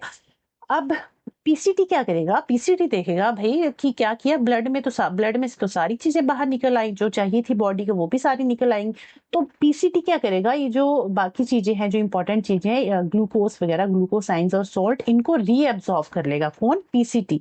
जो इंपॉर्टेंट चीजें थी, जो निकल आई थी, छन गई थी, वो पीसीटी उसको रीएब्सॉर्ब कर लेगा। ठीक है, प्रॉक्सिमल कॉन्वोल्यूटेड ट्यूब्यूल ने इसको रीएब्सॉर्ब कर लिया वापिस से, रीअब्जॉर्प्शन हो गया इनका। सेकंड स्टेप में क्या होगा? रीअब्जॉर्प्शन। अच्छा, ये जो फर्स्ट स्टेप है ना, जहाँ फिल्टर हो रही हैं चीजें, इसको अल्ट्रा फिल्ट्रेशन कहते हैं। यहाँ पे क्या हो रहा है? अल्ट्रा फिल्ट्रेशन, जहाँ पे फिल्टर हो रहा है ब्लड। ठीक है, और ये जो फिल्ट्रेट है, इस फिल्ट्रेट से फिर पीसीटी क्या करेगा? रीअब्जॉर्प्शन कर लेगा। वाटर, जो वाटर है, सम सॉल्ट है, ग्लूकोज है, आयंस है, यूरिया को नहीं करेगा क्योंकि यूरिया तो हमें निकालना है, बाकी चीजों को वो रीअब्जॉर्ब कर लेगा। पीसीटी के बाद ये सारा फिल्ट्रेट जो है चला जाएगा लूप ऑफ हेनले में। लूप ऑफ हेनले में भी सम अमाउंट ऑफ वाटर और सॉल्ट जो है, जो रह गया होगा, वो फिर से रीअब्जॉर्ब हो जाएगा।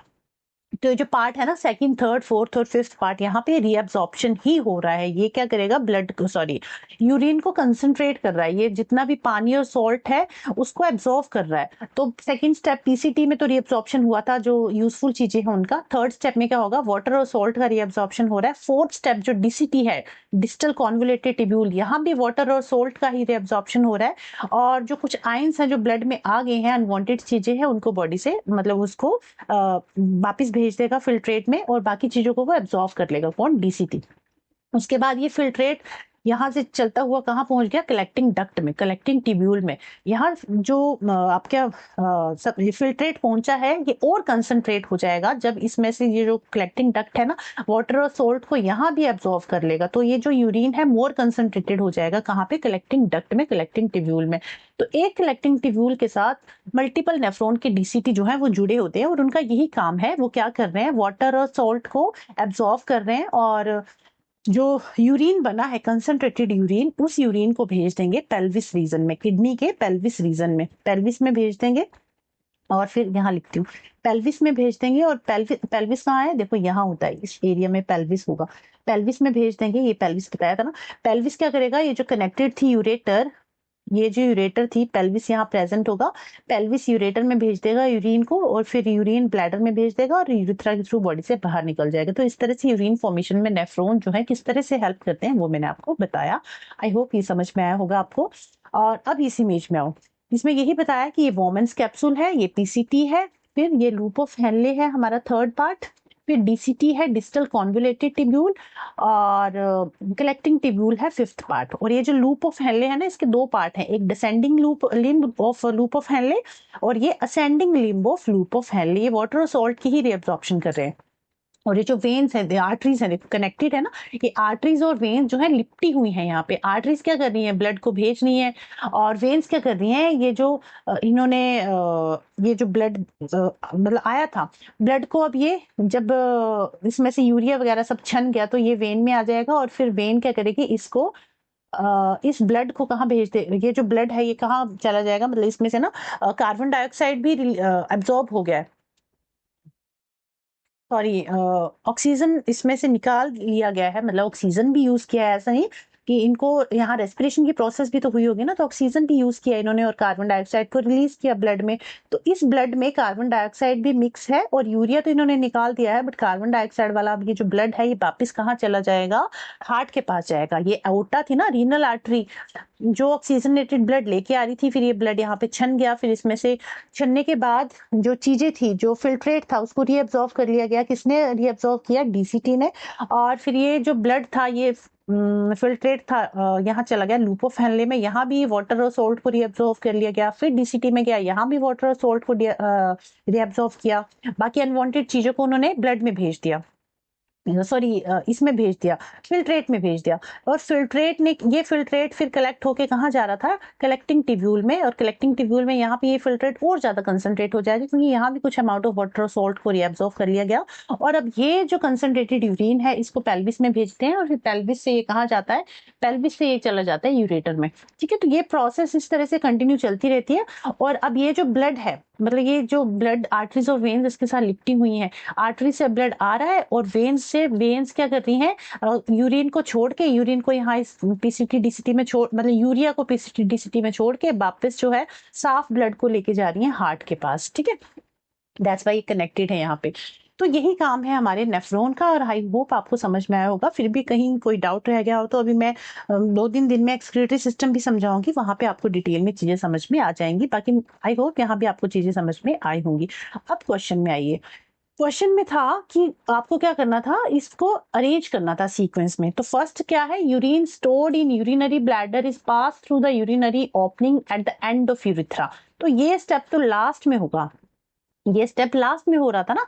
यूरिन जो है यूरिनरी ब्लैडर में स्टोर था, कहाँ से आ रहा था ये, यूरेटर से आ रहा, मतलब पेल्विस से यूरेटर में आ रहा था, यूरेटर से यूरिनरी ब्लैडर में जा रहा था, फिर वो यूरिथ्रा ओपनिंग के थ्रू बाहर आ रहा था बॉडी से। तो ये तो लास्ट स्टेप है ना, लास्ट स्टेप होगा ए।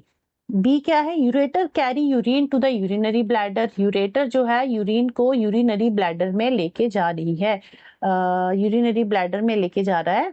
ये हमारा सेकेंड लास्ट स्टेप होगा, है ना। कैसे लिखूं मैं इसको, फिफ्थ स्टेप लिखती हूँ इसको, है ना। ये लास्ट स्टेप है हमारा और ये फोर्थ स्टेप होगा।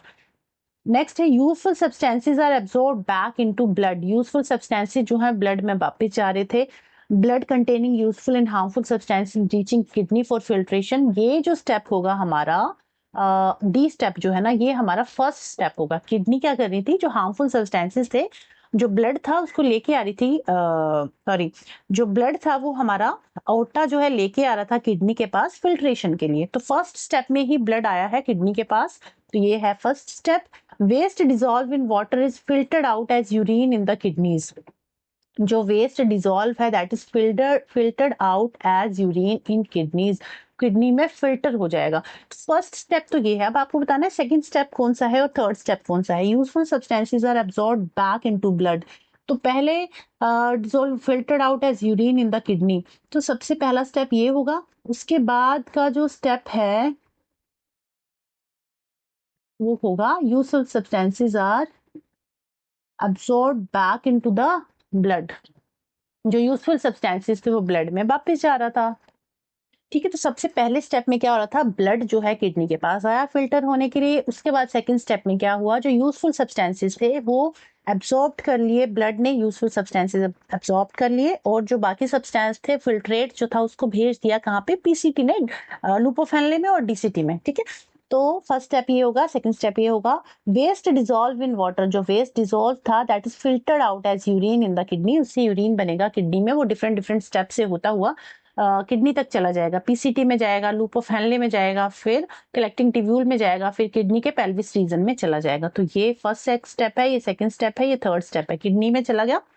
फोर्थ स्टेप में क्या होगा, यूरेटर जो है इस यूरिन को यूरिनरी ब्लैडर तक लेके जाएंगे। और फिफ्थ स्टेप में क्या होगा, यूरिनरी ब्लैडर जो है ओपनिंग के थ्रू इस वेस्ट को, जिसमें यूरिया प्रेजेंट है, इसको यूरिन को बॉडी से बाहर कर देगा। तो ये सीरीज रहेगी आपके एक्सक्रीटरी सिस्टम की, first, second, third, fourth, fifth. तो फर्स्ट डी जो है फर्स्ट है, डी फर्स्ट स्टेप है, सी सेकंड स्टेप है, ई थर्ड स्टेप है, बी फोर्थ स्टेप है, A fifth step. Option number third जो है इस क्वेश्चन का राइट आंसर होगा। पहले डी होगा, मतलब ये जो स्टेप है ये फिफ्थ स्टेप है, और ये फोर्थ स्टेप है, और ये सेकंड स्टेप है, और ये फर्स्ट स्टेप है, और ये थर्ड स्टेप है, ठीक है। 1 2 3 4 5 इस तरह से इस सीरीज में आपको अरेंज करना था। तो आई होप ये क्वेश्चन आपको समझ में आया होगा। वर्किंग ऑफ किडनी आपको समझ में आएगी, किडनी किस तरह से काम करती है, ठीक है। चलिए, 1 घंटा हमारा होने वाला है, 1 आवर, और हमारे क्वेश्चन अभी 30 क्वेश्चन करने हैं अभी, बट कोई बात नहीं, थोड़े डिटेल में करते हुए चलेंगे ताकि बार बार आपको चीजें समझने की जरूरत ना पड़े। सिर्फ ऐसे नहीं कि सिर्फ मैं आपको क्वेश्चन का आंसर बता दूं, इसका आंसर ए है, बी है, सी है, ये तो कोई फायदा नहीं है ना क्वेश्चन करने का। चलिए, नेक्स्ट क्वेश्चन है, while preparing dough for making cake, the cook add a pinch of yeast and sugar to the dough and leave it aside for few hours. Why does the dough smell after few hours? जब हम कुछ cake वगैरह बनाते हैं तो जो bakers होते हैं वो क्या करते हैं, कुछ इसमें ईस्ट ऐड करते हैं। जैसे जो डो बनाते हैं ना उसमें हम ईस्ट ऐड कर लेते हैं। ईस्ट ऐड करेंगे तो वो जो डो है हमारा फ्लफी हो जाता है। तो फ्लफी तो होता ही है, फ्लफी तो होता है, फ्लफी के साथ साथ उसमें से कुछ एक स्मेल भी आती है। तो क्वेश्चन में यही पूछा गया है कि जो डो फ्लफी हुआ है वो किस वजह से हुआ? जो बेसिकली क्वेश्चन में ये पूछा है कि जो स्मेल आ रही है, स्मेल आती है इसमें डो में, वो किस वजह से आ रही है, आपको स्मेल के बारे में पूछा है एक्चुअली, ठीक है। तो देखो जब भी हम केक बनाते हैं तो क्या हुआ, जैसे मान लीजिए ग्लूकोज है, इसको C6H12O6 फर्मेंटेशन ऑफ ईस्ट कैसे होता है, हमने ईस्ट डाला और फिर इसने क्या बना दिया, ये अल्कोहल बना दिया, अल्कोहल बनाया और कार्बन डाइऑक्साइड रिलीज होगी and some amount of energy भी यहाँ पे रिलीज होगी। तो ये जो अल्कोहल है ना, इसी की वजह से ये डो में स्मेल आती है। और जो डो आपका राइस करता है, वो राइस किसकी वजह से करता है, इस कार्बन डाइऑक्साइड की वजह से। तो ये जो डो में स्मेल आ रही है, this is due to production of alcohol, क्योंकि अल्कोहल उत्पन्न होता है, उसी की वजह से खट्टी गंध आ रही होती है आपके उस डो में, ठीक है। यही क्वेश्चन में पूछा था कि खट्टी जो स्मेल आ रही है वो किस वजह से आ रही है, तो that is due to production of alcohol. Next question है, read the following statement, choose the correct option. Statement first और टू, दो स्टेटमेंट्स हैं। फर्स्ट है, blood flows in only one direction in arteries, arteries में एक ही direction में blood flow करता है। Arteries, this is true. And arteries have valves, arteries में वॉल्व्स होती हैं, इस तरह से आर्टरी है तो इसमें वॉल्व प्रेजेंट है, इस तरह से वॉल्व प्रेजेंट है, जी नहीं, आर्टरीज में वॉल्व प्रेजेंट नहीं होती, वेन्स में वॉल्व प्रेजेंट होती हैं, आर्टरीज में वो जो वॉल्व है प्रेजेंट नहीं होती, this is not true. Difference बताती हूँ आर्टरीज और वेन्स के बारे में। यहाँ देखिए, ये हमारी आर्टरी है, ये हमारी वेन है। जो आर्टरीज है उसमें जो ल्यूमन होता है वो स्मॉल होता है। यहाँ देखिए जो ल्यूमन है,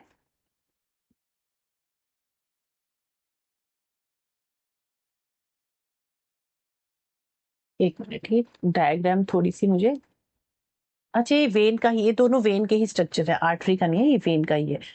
आर्टरीज में क्या होता है, ये आर्टरी है तो इसमें जो ल्यूमन है, ल्यूमन क्या है, ये स्मॉल होता है, ल्यूमन जो है स्मॉल होता है, और वॉल्व जो है प्रेजेंट नहीं होते, वॉल्व एब्सेंट होते हैं, वॉल्व होते ही नहीं है आर्टरी में। जबकि वेन में देखो इस तरह से वॉल्व प्रेजेंट है ना, ताकि ब्लड बैक ना हो जाए, बैक फ्लो ऑफ ब्लड ना हो जाए, क्योंकि वेन में ना ब्लड ज्यादा प्रेशर से फ्लो नहीं करता, तो दैट्स वाई इसमें वॉल्व प्रेजेंट है, ताकि ब्लड जो है वापिस ना चला जाए, तो यहाँ वॉल्व प्रेजेंट है। जबकि आर्टरी में वॉल्व प्रेजेंट नहीं होते, क्योंकि आर्टरी में ऑलरेडी हाई प्रेशर में ब्लड फ्लो होता है, तो इसमें वापिस जाने का चांस ही नहीं है, क्योंकि इतने हाई प्रेशर में ब्लड फ्लो होता है यहाँ पे, तो दैट्स वाई यहाँ पे जो है वॉल्व प्रेजेंट नहीं होता है। और जो वेन्स है, वेन्स में वॉल्व प्रेजेंट होती है। और दूसरी चीज ल्यूमन है, ल्यूमन से भी कई बार क्वेश्चन आता है, वेन्स का जो, सॉरी, वेन्स का जो ल्यूमन है ना वो बड़ा होता है, ब्रॉड होता है, और आर्टरीज का जो ल्यूमन है वो छोटा होता है, ठीक है, क्योंकि यहाँ पे हाई प्रेशर में ब्लड फ्लो कर रहा होता है आर्टरीज में, वेन्स में हाई प्रेशर में ब्लड फ्लो नहीं करता, तो यहाँ पे जो वेन्स का ल्यूमन है ना साइज ये बड़ा होता है, और यहाँ पे आर्टरीज का जो ल्यूमन है ये छोटा होता है, ठीक है। दो डिफरेंस आपको, मेन डिफरेंस याद रखनी है कि आर्टरीज जो हैं, आर्टरीज में ल्यूमन जो है छोटा है और वॉल्व प्रेजेंट नहीं है, वेन का ल्यूमन बड़ा है, इस तरह से बड़ा है, और इसमें इस तरह से वॉल्व प्रेजेंट होता है। जब ब्लड आगे चला जाता है तो ये वॉल्व बंद हो जाते हैं, ताकि बैक फ्लो ना हो जाए ब्लड का, ठीक है। और ये मेन डिफरेंस है आर्टरीज और वेन्स का। इस डायग्राम के थ्रू भी आप देखो, ये हमारा हार्ट है, ये आर्टरीज है, ये वेन्स है, ये बीच में इस तरह से कैपिलरीज प्रेजेंट है, तो इस तरह से ब्लड जो है हमारा फ्लो करता रहता है। आर्टरीज और वेन्स का डिफरेंस समझ लीजिए क्या है। आर्टरी जो है, अब क्या हो गया इसको, आर्टरी जो है it carry blood away from the heart और it carries blood towards the heart. Artery जो है हार्ट से दूर लेके जा रही है ब्लड को, वेन जो है हार्ट की तरफ लेके आ रही है ब्लड को, एक्सेप्ट पल्मोनरी आर्टरी और पल्मोनरी वेन। एक्सेप्शन है इसमें, एक्सेप्शन क्या है, मैं हमने अभी देखा कि आर्टरीज, एक मिनट, ये ना कई बार तंग करता है, रुको। आर्टरीज क्या कर रही है, अवे फ्रॉम द हार्ट लेके जा रही है ब्लड को, और वेन्स जो है टुवर्ड्स द हार्ट लेके जा रही है ब्लड को। आर्टरीज में ऑक्सीजनेटेड ब्लड फ्लो होता है विच कैरीज ऑक्सीजन, वेन्स में कार्बन डाइऑक्साइड वाला ब्लड फ्लो होता है, डीऑक्सीजनेटेड ब्लड फ्लो होता है। एक्सेप्ट, एक एक्सेप्शन है, जब वर्किंग ऑफ हार्ट हम देखेंगे, वैसे मैंने बताया भी है, जब वर्किंग ऑफ हार्ट में आपने देखा है कि जो लंग्स है ना, लंग्स जब हार्ट की तरफ ब्लड लेके जाती हैं, लंग्स जब हार्ट की तरफ ब्लड लेके जाती हैं, तो वो पल्मोनरी वेन से लेके, पल्मोनरी वेन लेके जाती है, और पल्मोनरी वेन क्या कर रही है, यहाँ पे ऑक्सीजनेटेड ब्लड को लेके जा रही है, जबकि हमने देखा कि वेन्स तो डीऑक्सीजनेटेड ब्लड कैरी कर रहा है, बट ये एक्सेप्शन है। तो एक्सेप्शन है, पल्मोनरी वेन जो है ऑक्सीजनेटेड ब्लड कैरी करके लेके जाती है, और हार्ट जब लंग्स में ब्लड भेजेगा तो ये कौन लेके जाएगा, पल्मोनरी आर्टरी, और ये ब्लड कैसा होता है, डीऑक्सीजनेटेड ब्लड, जबकि डीऑक्सीजनेटेड ब्लड तो वेन को लेके जाना चाहिए। तो ये दो एक्सेप्शन है आपको याद रखनी है कि पल्मोनरी वेन जो है ऑक्सीजनेटेड ब्लड कैरी कर रही है लिए पल्मोनरी आर्टरी जो है डीऑक्सीजनेटेड ब्लड कैरी कर रही है यहाँ पे, बाकी आर्टरीज और वेन्स है उनमें ऑक्सीजन वाला ब्लड फ्लो होता है आर्टरीज में, वेन्स में कार्बन डाइऑक्साइड वाला ब्लड फ्लो होता है। सिर्फ ये 2 आर्टरीज और वेन्स है, 2 एक्सेप्शन है जहाँ पे उल्टा हो रहा है, पल्मोनरी वेन्स में ऑक्सीजन वाला ब्लड फ्लो हो रहा है, पल्मोनरी आर्टरी में कार्बन डाइऑक्साइड वाला ब्लड फ्लो हो रहा है, ठीक है। तो उसके अलावा थिकनेस ऑफ वॉल, जो आर्टरीज की वॉल है वो थिक होती है, मस्कुलर होती है, इलास्टिक वॉल्स होती है, ये थिन होती है, लेस मस्कुलर लेस इलास्टिक होती है। इसका ल्यूमन नैरो होता है, अभी बताया ना, नैरो ल्यूमन होता है, इसका वाइड ल्यूमन होता है। इसमें कोई वॉल्व नहीं होता, यहाँ पे वॉल्व प्रेजेंट होते हैं। ब्लड हाई प्रेशर में फ्लो करता है, वेन्स में लो प्रेशर में फ्लो करता है। पल्स कैन बी फेल्ट, जब भी ब्लड आर्टरी में भेजेगा, हार्ट जो है कॉन्ट्रैक्ट करके ब्लड भेजेगा आर्टरी में, तो एक पल्स जो है वो बनती है, और यहाँ पे कोई पल्स नहीं फील होती। Usually deep inside the body, often closer skin surface पे प्रेजेंट होती हैं वेन्स हमारी। और blood spurts out with each heart beat, हर हार्ट बीट के साथ ब्लड जो है स्पर्ट्स आउट, मतलब ब्लड जो है, जब हार्ट जो है ना, ब्लड में हार्ट जो है आर्टरी में ब्लड को भेजता है तो एक साउंड आपको सुनता है जिसको हार्ट बीट कहते हैं हम, ठीक है। और ब्लड फ्लो स्टेडीली यहाँ पे आराम से फ्लो कर रहा है, यहाँ पे कोई आपको हार्ट बीट नहीं सुनाई देती। तो this is the difference between arteries और वेन्स। और आई होप ये क्वेश्चन क्लियर हुआ होगा। क्वेश्चन आंसर हमने कर लिया था, आंसर मैंने बता दिया था इसका कि ब्लड स्टेटमेंट फर्स्ट जो है नहीं बताया, blood flows only in one direction in artery, this is true. Arteries have valve, is not true, क्योंकि आर्टरीज में वॉल्व नहीं होती, वेन्स में वॉल्व होती है। तो ऑप्शन फर्स्ट जो है that is true, S1 is true, पर S2 जो है that is not true, S2 क्या है, असत्य है। एक बार देख लूं क्वेश्चन क्लास रिकॉर्ड हो रही है या नहीं हो रही, एक बार चेक कर लेती हूँ बस। Yes it is. चलिए नेक्स्ट क्वेश्चन है, केमिस्ट्री का क्वेश्चन है। Consider 2 situations A and B given below. 2 situation दे रखी हैं A and B.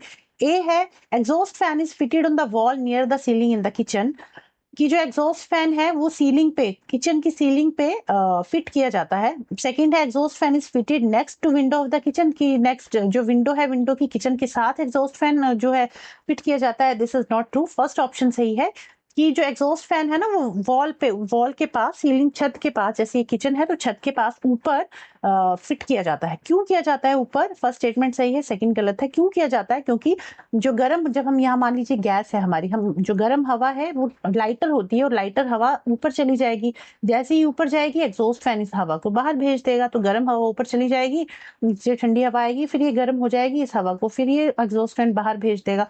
That's why छत पे लगाया होता है, क्योंकि गर्म हवा जो है वो हल्की होती है, वो ऊपर की तरफ जाएगी और एग्जॉस्ट फैन इसको बाहर निकाल देगा। इस तरह से हमारी गैस है, ये एग्जॉस्ट फैन है, ये गर्म हवा ऊपर जा रही है बिकॉज ऑफ लाइटर वेट, और एग्जॉस्ट फैन इसको बाहर निकाल दे रहा है, ठीक है।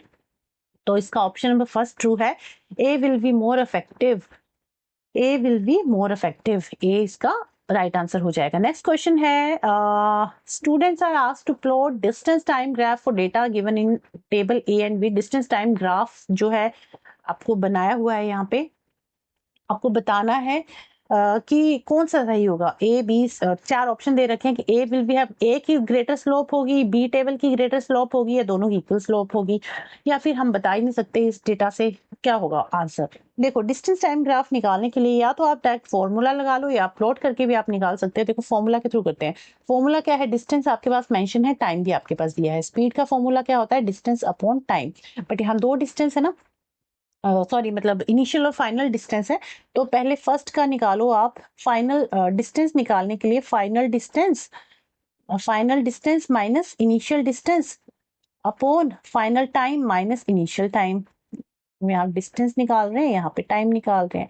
तो फाइनल डिस्टेंस कितना है, यहाँ टेबल पे देखो, फाइनल डिस्टेंस है 40, इनिशियल डिस्टेंस है 0, फाइनल टाइम है 4, इनिशियल टाइम है 0, 4 माइनस 0, तो वैल्यू आ जाएगी आपकी 40/4 और ये आ जाएगा 10। तो जो स्पीड आ जाएगी 10 यूनिट पर टाइम। सेकंड के भी इसी तरह निकाल लीजिए, ये फर्स्ट का है, सेकंड का निकाल लो इस तरह से डिस्टेंस अपॉन टाइम करके। तो इसमें से भी फाइनल डिस्टेंस कितना है 120 minus initial distance 0, final time कितना है 12, इनिशियल टाइम 0, 12 माइनस 0, तो ये कितना आ जाएगा 120/12, 12 10 जा 120। तो यहाँ पे भी 10 आया, यहाँ पे भी 10 आया। तो जो स्पीड है ना, दोनों की सेम आई है, मतलब डिस्टेंस तो दोनों ने डिफरेंट कवर किया है, बट जो स्पीड है वो सेम स्पीड से चल रहे हैं, तो इनका जो स्लोप्स बनेंगी वो इक्वल होंगी। ऑप्शन नंबर थर्ड जो है इस क्वेश्चन का राइट आंसर होगा। ए और बी में ही जो ढलान है वो बराबर होगी, जो प्लॉट बनेगा, जो ग्राफ प्लॉट हो रहा है उनमें वो दोनों का सेम हो रहा है, दोनों की जो स्लोप है वो सेम है, ए की भी और बी की भी, ठीक है। तो नेक्स्ट क्वेश्चन पे चलिए, what will happen to the size of image formed in a convex lens if the object is positioned beyond the centre of curvature and thickness of lens is reduced. यहाँ पे वो मैं trick वाली बात कर रही थी, जब मैंने आपको मिरर पढ़ाया था तो मैंने आपको एक ट्रिक बताया था कि कौन सी इमेज कहाँ बनेगी, कैसी बनेगी। देखो अब यहाँ पे क्या है, इस क्वेश्चन में ना एक ऐड कर दी है चीज extra, thickness of lens is reduced. बाकी चीजें तो ठीक है कि इमेज जब इसमें पूछा है what will happen to the size of the image formed in a convex lens if object is position beyond the centre of curvature. Centre of curvature से पीछे ऑब्जेक्ट रखा हुआ है, बट जो लेंस है उसका साइज इसने रिड्यूस कर दिया, उसका जो ओरिजिनल साइज है ये वैसा नहीं है, उसका साइज रिड्यूस कर दिया। तो अब जो इमेज बनेगी वो कैसी बनेगी, साइज जो होगा इमेज का वो कैसा होगा, वो आपसे क्वेश्चन में पूछा गया है। अब ये क्वेश्चन समझने से पहले आपको प्रॉपर जो लेंस है उसकी वर्किंग पता होनी चाहिए कि लेंस में कौन कौन से केसेस बनते हैं और किस तरह से लेंस काम करता है, तो ये आपको पता होना चाहिए, ठीक है। देखो लेंस का ये क्वेश्चन करने से पहले एक बार मैं मिरर का थोड़ा सा रिवाइज करा दूं, क्योंकि देखो मिरर हमने ऑलरेडी किया भी है, और मिरर ना और लेंस दोनों की जो प्रॉपर्टीज है वो सेम है, मतलब ऑल्दो बिल्कुल सेम नहीं है, एग्जैक्टली सेम नहीं है, बट जो इमेज फॉर्मेशन और साइज ऑफ द इमेज और ये सारी चीजें है ना वो सेम है, ठीक है। देखो क्या होता है ना, कनकेव मिरर हमने पढ़ा है, कनकेव मिरर और कन्वेक्स मिरर हमने दोनों पढ़े हैं। लेंस मैंने अभी तक आपको नहीं कराया, बट लेंस और मिरर में दोनों क्या सिमिलरिटीज हैं, कैसे आपको करना है वो मैं सब अभी बता रही हूँ आपको। कनकेव मिरर जो है ना उसकी जो प्रॉपर्टीज हैं that is similar to convex lens. Convex lens जैसे कनकेव मिरर में 6 केसेस बनते थे इमेज फॉर्मेशन के, वैसे ही कन्वेक्स लेंस में भी 6 केसेस बनते हैं इमेज फॉर्मेशन के, ठीक है। उसके अलावा जो आपका कॉन्वेक्स मिरर है, कॉन्वेक्स मिरर है उसके और कॉनकेव लेंस के, कॉनकेव लेंस के इन दोनों की प्रॉपर्टी सेम है। कन्वेक्स मिरर में 2 केसेस बनते हैं, वैसे ही कनकेव लेंस में भी 2 केसेस बनते हैं। तो जो मिरर में आपने पढ़ा है same as it is convex lens में है, कैसे करना है वो मैं भी आपको बताती हूँ। तो कनकेव मिरर का थोड़ा सा आपको मैं रिवाइज करा दूं, फिर लेंस का बताती हूँ, क्योंकि मिरर हमने ऑलरेडी करा हुआ है।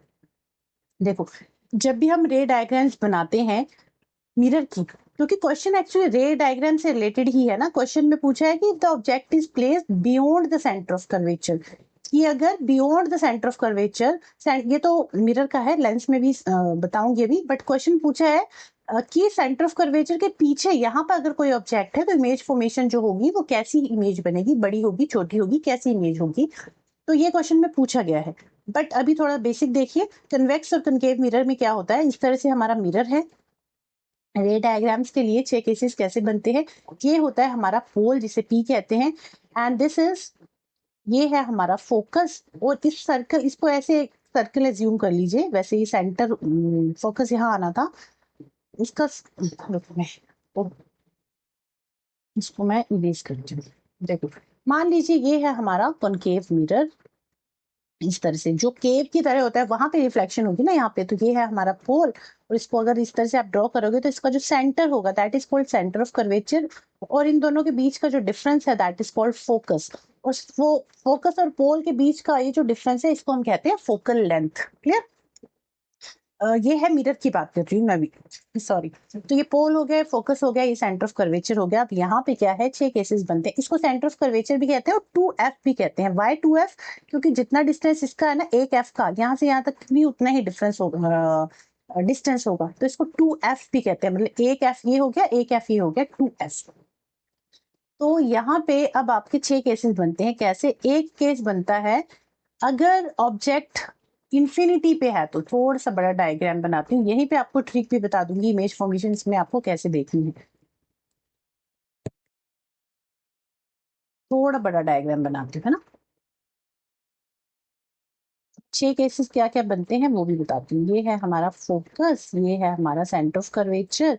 अब फर्स्ट केस में होता है अगर ऑब्जेक्ट इंफिनिटी पे है तो इमेज फॉर्मेशन कहाँ होगी। सेकंड केस होता है यहाँ पे if object is beyond the centre of curvature, ये सी है सेंटर ऑफ कर्वेचर, इसके पीछे अगर कोई ऑब्जेक्ट है यहाँ पे तो इमेज कहाँ बनेगी। थर्ड केस होता है अगर ऑब्जेक्ट सेंटर ऑफ कर्वेचर पे है। फोर्थ केस बनता है अगर ऑब्जेक्ट को हमने सी और एफ के बीच में यहाँ कहीं पे रख दिया है, if object is placed between C and F, fourth case यहाँ बनता है। फिफ्थ केस में होता है, एक केस मिसिंग हो गया यहाँ पे, 1 2 3 4, अच्छा 5 केस ये है, सॉरी। फोकस पे है, अगर कोई ऑब्जेक्ट हमारा फोकस पे है तो क्या होगा, ये फिफ्थ पॉइंट, ये ऑब्जेक्ट अगर फोकस पे है तो इमेज कहाँ बनेगी, सिक्स पॉइंट यहाँ है, ऑब्जेक्ट प्लेस बिटवीन फोकस और पोल, तो इमेज फॉर्मेशन कहाँ बनेगी। और यहाँ मैंने आपको ट्रिक बताया था, ट्रिक आपको याद रखनी थी कि पहली चीज तो ये चीज आपको याद रखनी थी कि जो पहले 5 केस है ना, इन पांचों केसेस में जो इमेज फॉर्मेशन होती है, जो इमेज बनती है वो रियल और इन्वर्टेड बनती है, क्योंकि उनमें जो इमेज बनेगी वो लेफ्ट साइड में, इसी साइड में इमेज बनती है आपकी। छोटी बड़ी कैसी होगी वो भी बताऊंगी, बट इमेज जो बनेगी रियल और इन्वर्टेड बनेगी ऑलवेज इन पांचों केसेस में। जो सिक्स केस था ये डिफरेंट था, इसकी जो इमेज बनती है ये ऑपोजिट साइड में बनती है, यहाँ कहीं पे बनेगी। और ये जो होगी, जब भी राइट साइड में इमेज बनती है, मिरर के राइट साइड में इमेज बनती है, तो वो कैसी होती है, वर्चुअल और इरेक्ट। और ये सिक्स केस डिफरेंट था इन 5 केसेस से, ठीक है। उसके अलावा अब इसमें आपको याद रखना है कि कौन सी इमेज कहाँ बन रही है। जैसे ऑब्जेक्ट इन्फिनिटी पे है तो इमेज कहाँ बनेगी, अब आपने यहाँ तक नंबरिंग दे दी 6, अब आप नंबरिंग यहाँ से देना स्टार्ट करो उल्टा, 1 2 3 4 और ये 5, ठीक है। सिक्स केस जो है, सिक्स हमने नहीं लिखा, सिक्स केस अलग है। छह सिक्स केस तो आपको पता है, उस केस में तो वर्चुअल डायरेक्ट इमेज ही बननी है, तो वो अलग केस है थोड़ा सा। और इस जो 5 है ये आपको कैसे याद रखने हैं कि इमेज कहाँ बनेगी, आप किस तरह से याद रखना है, ठीक है। तो यहाँ पे ये 6 केसेस बनेंगे। 6 केसेस में जो सिक्स केस है वो सबसे अलग है, मतलब इन पांचों से अलग है, उसमें वर्चुअल डायरेक्ट इमेज बनेगी, बाकी पांचों में रियल और इन्वर्टेड इमेज बनेगी। अब कौन सी इमेज कहाँ बनेगी, अगर ऑब्जेक्ट 1 पे, मतलब ऑब्जेक्ट यहाँ पे है, इन्फिनिटी पे है, तो इमेज फॉर्मेशन कहाँ होगी। तो यहाँ देखिए, अगर ऑब्जेक्ट कोई इन्फिनिटी पे है ना, तो इमेज फॉर्मेशन होती है फोकस पे, तो 1 को 1 से मैच कर दो, 1 यहाँ है, 1 की इमेज कहाँ बनेगी, 1 पे, मतलब इमेज कहाँ बनेगी, फोकस पे।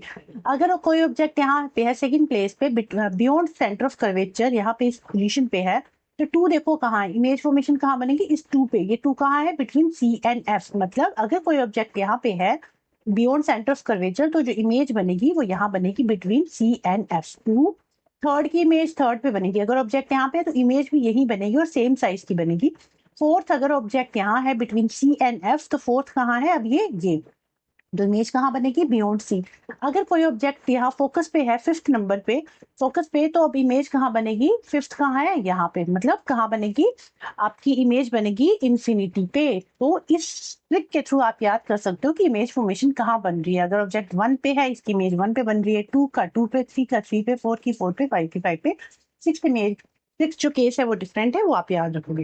अब इमेज फॉर्मेशन कहाँ बन रही है वो तो आपको पता चल गया, बट इमेज कैसी बन रही है, डिमिनिश्ड है, एनलार्ज्ड है, वो कैसे याद रखोगे। तो थर्ड केस में यहाँ पे तो जो इमेज बन रही थी वो सेम साइज की बनती है ना, यहाँ पे इमेज सेम साइज की बनती है। फर्स्ट और सेकंड केस में क्या होगा, यहाँ पे हाईली डिमिनिश्ड होगी, मतलब बिल्कुल हाईली डिमिनिश्ड होगी, सेकंड में डिमिनिश्ड होगी, थर्ड पे सेम साइज की है, और यहाँ पे क्या है, फिर एनलार्ज्ड है, बड़ी इमेज बनेगी, और फिफ्थ पे हाईली एनलार्ज्ड हो जाएगी, हाईली एनलार्ज्ड हो जाएगी, मतलब सेम, यहाँ पे सेम साइज की है, थर्ड नंबर पे हाईली डिमिनिश्ड, डिमिनिश्ड फिर सेम साइज, फिर यहाँ पे पीछे से चलो हाईली एनलार्ज और यहाँ पे एनलार्ज, ये आपको याद रखना है, ठीक है। हाईली डिमिनिश्ड, डिमिनिश्ड फिर सेम साइज की, फिर यहाँ पे हाईली एनलार्ज और फोर्थ नंबर पे एनलार्ज्ड। तो इस तरह से आपको याद रखना है कि इमेज फॉर्मेशन कहाँ कैसे बन रही है, ठीक है। सिक्स केस तो अलग था, इसकी वर्चुअल डायरेक्ट इमेज बनती है और यहाँ पे इनलार्ज्ड इमेज बनेगी, ये वाली दो केसेस जो बनेंगे, सॉरी मतलब जो सिक्स केस बन रहा है उसकी इमेज की बात कर रही हूँ मैं, ठीक है। तो ये तो होगी कहानी किसकी, मिरर की। अब मैंने मिरर क्यों बताया आपको, क्योंकि मिरर मैंने आपको पहले भी पढ़ा रखा है, और जैसा मिरर है ना वैसी ही जो वर्किंग है वो लेंस की भी है, बस थोड़ा सा इमेज बनाने में डिफरेंस है, बाकी सारी चीजें ऐसी ही होने वाली है वहां भी। कैसी होंगी वो भी मैं बताती हूँ, देखो। देखो क्वेश्चन क्या है, क्वेश्चन आपका लेंस का था, ठीक है, बट फिर भी मैंने आपको मिरर क्यों समझाया, क्योंकि दोनों की सिमिलरिटीज हैं। अब क्या सिमिलरिटीज हैं वो आपको समझ के पता चलेगा। देखो अब लेंस के केस में आपको क्या याद रखना है, देखो जैसे मिरर के केस में बन रहा था ना, और कुछ पॉइंट्स याद रखने थे कि कहाँ गया, एक मिनट, इस तरह से रे डायग्राम बन रही थी एक साइड में, बट यहाँ पे क्या होगा, लेंस के केस में आप क्या करोगे, इस तरह से आपने एक लेंस ड्रॉ किया, यहाँ पे क्या है, दो फोकस बनेंगे, दो ही आपके फोकस होंगे, दो ही सेंटर ऑफ कर्वेचर होंगे। कैसे, ये आपका मान लीजिए लेंस है, एक मिनट कलर चेंज कर लेती हूँ। लेंस है, अब लेंस के, एक मिनट, देखो, अब लेंस के ना इस तरह से सेंटर में एक लाइन ड्रॉ कीजिए, इस तरह से ऐसे। अब यहाँ पे क्या है, दो सेंटर ऑफ कर्वेचर होंगे, कैसे, क्योंकि देखो लेंस इस तरह से होता है ना, इस तरह से, एक कर्वेचर ये है, एक कर्वेचर ये है, तो इसलिए इसके दो फोकस हैं, दो सेंटर ऑफ कर्वेचर हैं। तो ये है इसका ऑप्टिकल सेंटर, वहां पे हम पोल मान रहे थे, यहाँ पे ऑप्टिकल सेंटर मान रहे हैं ओ, और ये होगा इसका फोकस जिसको F1 कहेंगे।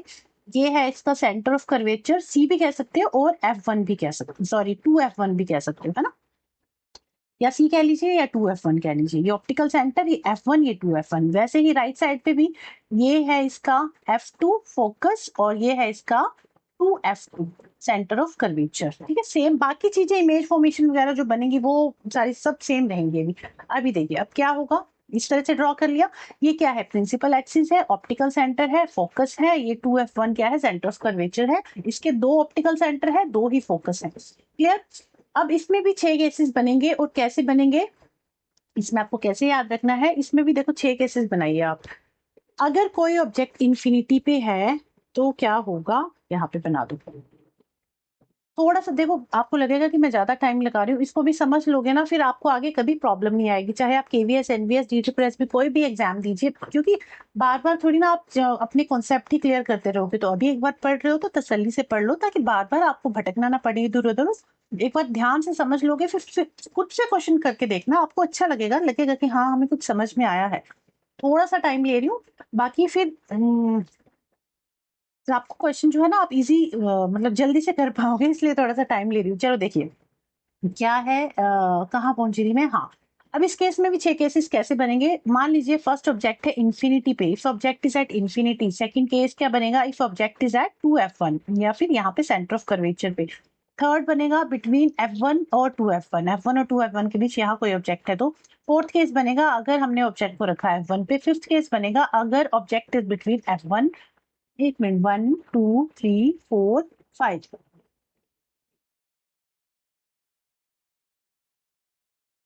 अच्छा बियॉन्ड 2F1 तो किया ही नहीं, 6 केसेस बनने हैं, एक मिनट, चलो चलो चलो, बियॉन्ड CF1 नहीं रखा, फिर से इरेज करके बनाती हूँ, है ना। देखो फर्स्ट है, अगर ऑब्जेक्ट कहाँ पे है हमारा, इंफिनिटी पे है, फर्स्ट यहाँ बना देती हूँ, अगर ऑब्जेक्ट इंफिनिटी पे है। सेकंड है अगर ऑब्जेक्ट बियॉन्ड 2F1 है। थर्ड है अगर ऑब्जेक्ट F1 2F1 पे है। फोर्थ है बिटवीन में है। फिफ्थ है अगर ऑब्जेक्ट F1 पे है। सिक्स केस यहाँ पे बनता है ना।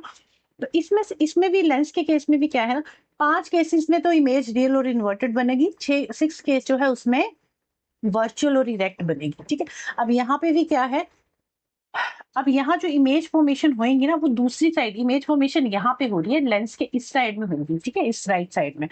तो अब जिस तरह से आपने यहाँ पे नंबरिंग दी है ना, अभी उसी तरह से यहाँ पे आप नंबरिंग दो, first numbering, second numbering, third numbering, ये बियॉन्ड फोर्थ, और ये फिफ्थ वाला इंफिनिटी वाला है। ठीक है, सिक्स केस यहाँ पे भी डिफरेंट है, वहां भी डिफरेंट था, मिरर में भी।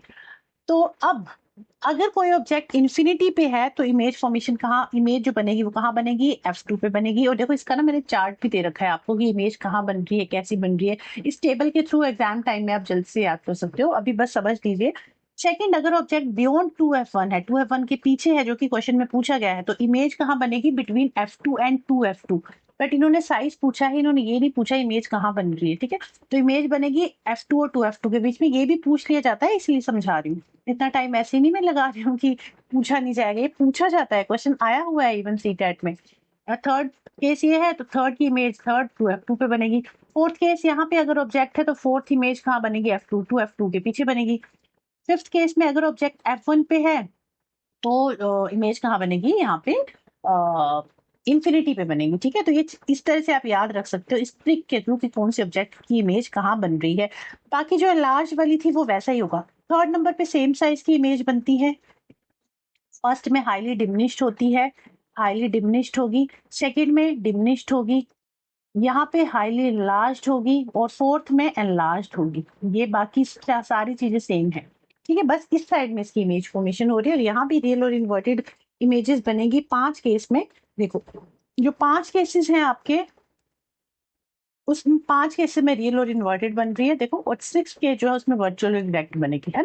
तो बाकी इमेज पोजीशन का, अगर ऑब्जेक्ट इंफिनिटी पे है तो इमेज कहाँ बन रही है, साइज कैसा होगा, नेचर ऑफ इमेज कैसी होगी, ये सारी चीजें टेबल के थ्रू दी गई हैं और इसको आप लर्न कर लोगे।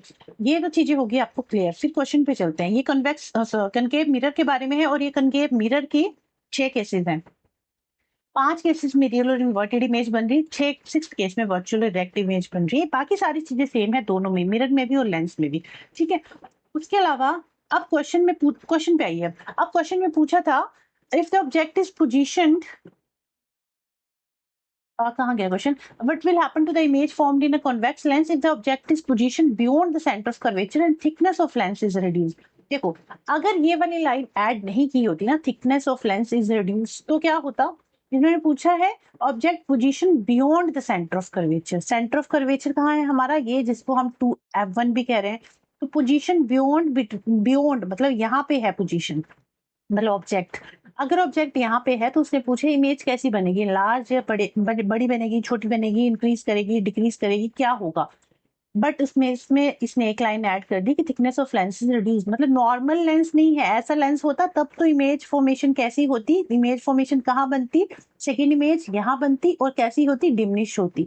बट अब इसने एक लाइन ऐड कर दी कि जो लेंस की थिकनेस है वो उसने रिड्यूस कर दी। अब जो है, अब इमेज कैसी होगी, साइज ऑफ इमेज क्या करेगा, इंक्रीज करेगा, डिक्रीज करेगा। तो मान लीजिए ये हमारा कोई लेंस है जिसकी हमने जो थिकनेस है उसको रिड्यूस कर दिया। नॉर्मल लेंस नहीं है, इसकी थिकनेस को हमने रिड्यूस कर दिया है। ये क्या है हमारा ऑप्टिकल सेंटर, ये F1 है और ये 2F1 जिसको सेंटर ऑफ कर्वेचर कह रहे हैं। तो अब ऑब्जेक्ट जो है it is beyond the centre of curvature. हाँ ऑब्जेक्ट कहीं पे यहाँ पे है हमारा, बट थिकनेस ऑफ लेंस को रिड्यूस कर दिया गया, तो क्या होगा। तो देखो अब क्या है, अगर तो नॉर्मल लेंस होता और थिकनेस चेंज नहीं होती तो क्या होता, पावर सेम रहती, पावर इसकी सेम रहती और फोकल लेंथ भी सेम रहती। नॉर्मल केस में फोकल लेंथ भी सेम रहती, बट यहाँ क्या कर दिया इसने, यहाँ क्या किया इसने, पावर को इसने पावर सॉरी क्या किया, फोकल लेंथ। अब क्या इसको साइज, ये जो लेंस है, लेंस को जो थिकनेस है इसको रिड्यूस कर दिया। तो अगर लेंस की थिकनेस को रिड्यूस कर दिया गया, सॉरी लेंस की थिकनेस रिड्यूस होगी तो पता क्या होगा, थिकनेस अगर रिड्यूस हो रही है तो क्या होगा, फोकल लेंथ मतलब थिकनेस रिड्यूस हो रही है, मतलब पावर भी रिड्यूस हो रही है, इसकी पावर भी डिक्रीज हो रही है, पावर डिक्रीज हो रही है। पावर डिक्रीज करेगी तो फोकल लेंथ क्या करेगा, ये आपको याद रखनी है टर्म्स। फोकल लेंथ क्या करेगा, इंक्रीज करेगी, फोकल लेंथ इंक्रीज करेगी और साइज ऑफ द इमेज भी क्या करेगी, साइज ऑफ इमेज भी इंक्रीज करेगी। तो क्या याद रखना है, अगर तो थिकनेस रिड्यूस हो रही है तो थिकनेस रिड्यूस होगी तो पावर भी रिड्यूस होगी, पावर भी डिक्रीज होगी, फोकल लेंथ इंक्रीज करेगा और size of the image increase करेगा। पावर का फॉर्मूला क्या होता है, P is equal to 1/f। अगर पावर जो है डिक्रीज कर दी है तो फोकल लेंथ इंक्रीज करेगी, अगर पावर इंक्रीज कर रही है तो फोकल लेंथ डिक्रीज करेगी। तो यहाँ पे क्या हो रहा है, थिकनेस रिड्यूस हो रही है और पावर भी रिड्यूस हो रही है। पावर रिड्यूस हो रही है तो फोकल लेंथ इंक्रीज करेगी, साइज ऑफ द इमेज भी क्या करेगी, इंक्रीज करेगी। तो साइज ऑफ द इमेज यहाँ पे क्या करेगी, इंक्रीज करेगी। इसका राइट आंसर था size of image will increase. But बाकी टर्म्स मैंने आपको क्यों बताएं, क्योंकि क्वेश्चन वहां से भी बनता है।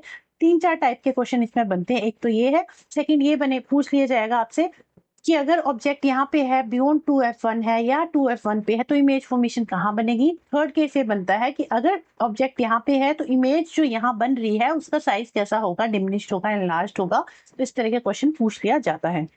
एक ये वाला क्वेश्चन भी आया था कि ऑब्जेक्ट अगर 2F1 पे है तो इमेज फॉर्मेशन कहाँ होगी, 2F2 पे होगी और सेम साइज की इमेज बनेगी इस केस में। तो इस तरह के क्वेश्चन पूछ लिए जाते हैं।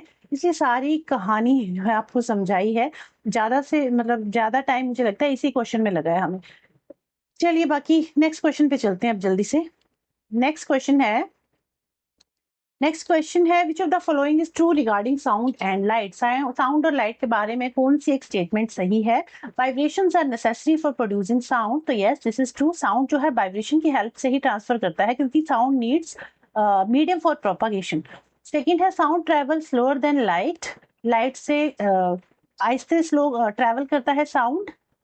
Yes this is true, sound जो है स्लो ट्रेवल करता है as compare to light. Third है both light and sound require medium for propagation, is not true. Sound को तो मीडियम चाहिए मूव करने के लिए, वाइब्रेशंस के थ्रू मूव करता है ना साउंड, एक पार्टिकल से दूसरे पार्टिकल में जाएगा, इस तरह से साउंड मूव करता है। बट लाइट जो है, लाइट को कोई मीडियम नहीं चाहिए, even it is travelled in vacuum, vacuum में भी ट्रेवल कर सकती है लाइट, इसको कोई मीडियम फॉर प्रोपागेशन नहीं चाहिए, तो ये स्टेटमेंट होगी आपकी गलत। बाकी साउंड जो है, साउंड की स्पीड भी अलग अलग होती है, सॉलिड में अलग होगी, लिक्विड में अलग होगी, गैसेस में अलग होगी। सबसे फास्ट जो है साउंड ट्रेवल करेगा किसमें, सॉलिड में, सॉलिड में, उससे कम लिक्विड में, उससे आहिस्ते गैस में, क्योंकि सॉलिड के जो पार्टिकल्स होते हैं काफी टाइटली पैक्ड होते हैं, तो यहाँ पे जो साउंड है फास्ट ट्रेवल करेगा as compare to liquid and gas. इस क्वेश्चन का जो राइट आंसर हो जाएगा that is both A and B, A और बी जो है सत्य है। ध्वनि उत्पन्न करने के लिए कंपन आवश्यक है, सही है। प्रकाश से ध्वनि धीमे चलती है, ये भी सही है।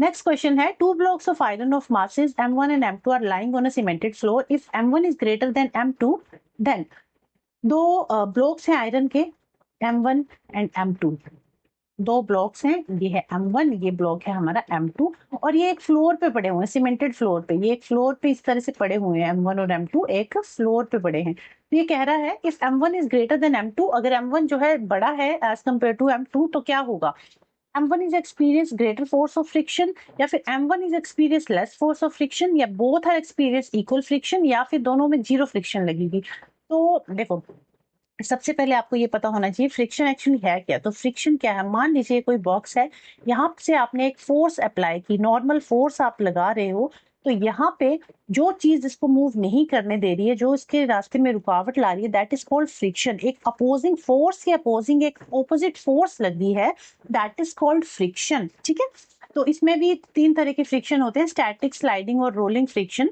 स्टैटिक फ्रिक्शन सबसे बड़ा होता है, उससे कम रोलिंग, और उससे कम सॉरी स्टैटिक सबसे बड़ा होता है, उसके बाद स्लाइडिंग और उसके बाद रोलिंग। ये क्वेश्चन भी पूछ लिया जाता है, स्लाइडिंग और फिर रोलिंग।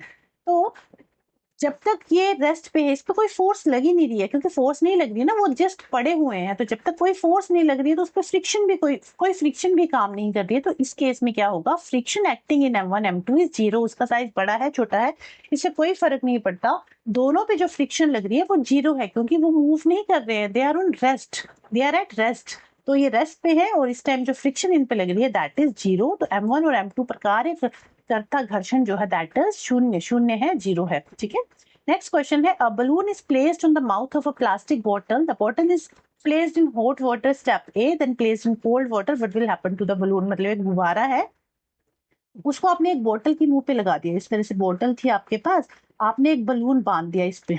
अब क्या किया, सबसे पहले आपने इसको एक गर्म पानी के बर्तन में रख दिया, हॉट वाटर में रख दिया। ठीक है, उसके बाद थोड़े टाइम बाद आपने इसको निकाला और ठंडे पानी के बर्तन में रख दिया, कोल्ड वाटर। ये बोतल थी आपकी, इसको पहले एक बार निकाला, हॉट वाटर में रखा, निकाला, फिर कोल्ड वाटर में रखा। तो उसने पूछा है कि क्या होगा, स्टेप ए में क्या हो रहा है, स्टेप बी में क्या हो रहा है। तो जब आप इसको हॉट वाटर में रखोगे तो क्या होगा, ये जो पार्टिकल्स हैं, इनके जो अंदर पार्टिकल्स हैं, हॉट वाटर में रखा है ना, तो इनकी जो काइनेटिक एनर्जी है ये इंक्रीज कर जाएगी। काइनेटिक एनर्जी इंक्रीज करेगी तो पार्टिकल जो है मूव करेंगे यहाँ से वहां पे, और ये जो बलून है इसका साइज जो है इन्फ्लेट कर जाएगा, फूल जाएगा, बड़ा हो जाएगा, इन्फ्लेट, इसमें हवा भर जाएगी, because of this particles they are moving here and there, because इनकी जो काइनेटिक एनर्जी है वो इंक्रीज कर गई। जैसे ही आपने इसको ठंडे पानी में रख दिया तो अब क्या होगा, ये जो पार्टिकल्स हैं वापस अपनी जगह पे आ जाएंगे, because now they lose kinetic energy, इनकी जो काइनेटिक एनर्जी है ना लूज कर दी, खत्म हो गई। तो अब ये जो गुब्बारा है पिचक जाएगा, मतलब इसमें से हवा जो है निकल जाएगी, ये डिफ्लेट हो जाएगा। तो इसमें पूछा था कहाँ पे इन्फ्लेट हो रहा है, कहाँ पे डिफ्लेट हो रहा है, तो फर्स्ट केस में स्टेप ए में इन्फ्लेट होगा, हवा भर जाएगी, बिकॉज इस केस में क्या कर रहे हैं, काइनेटिक एनर्जी इंक्रीज करेगी। सेकेंड केस में काइनेटिक एनर्जी लूज कर रही है तो ये डिफ्लेट हो जाएगा। तो स्टेप 1 में क्या हो जाएगा, ये फूल जाएगा, स्टेप 2 में ये पिचक जाएगा। ऑप्शन नंबर 3 इस क्वेश्चन का राइट आंसर था। नेक्स्ट क्वेश्चन है what should be the characteristic of a fuse, fuse की क्या विशेषताएं होनी चाहिए। तो फ्यूज जो हम इलेक्ट्रिकल वायर में, इलेक्ट्रिकल जो इक्विपमेंट्स हैं उनमें यूज करते हैं, तो क्या करेक्टरिस्टिक्स होने चाहिए फ्यूज के। देखो जो फ्यूज है ना, वो सबसे पहली करेक्टरिस्टिक यही है कि उस जो वायर है वो पतली होनी चाहिए। दैट्स वाई जब उसमें अगर करंट फ्लो करता है तो जल्दी से वो जो क्या करे, उस सर्किट ब्रेक कर दे, मतलब ये मेल्ट हो जाए, जल्दी से वायर मेल्ट हो जाएगी तो सर्किट ब्रेक हो जाएगा, तो आपकी जो चीजें हैं घर में वो बच जाएंगी। तो वायर जो है पतली होनी चाहिए।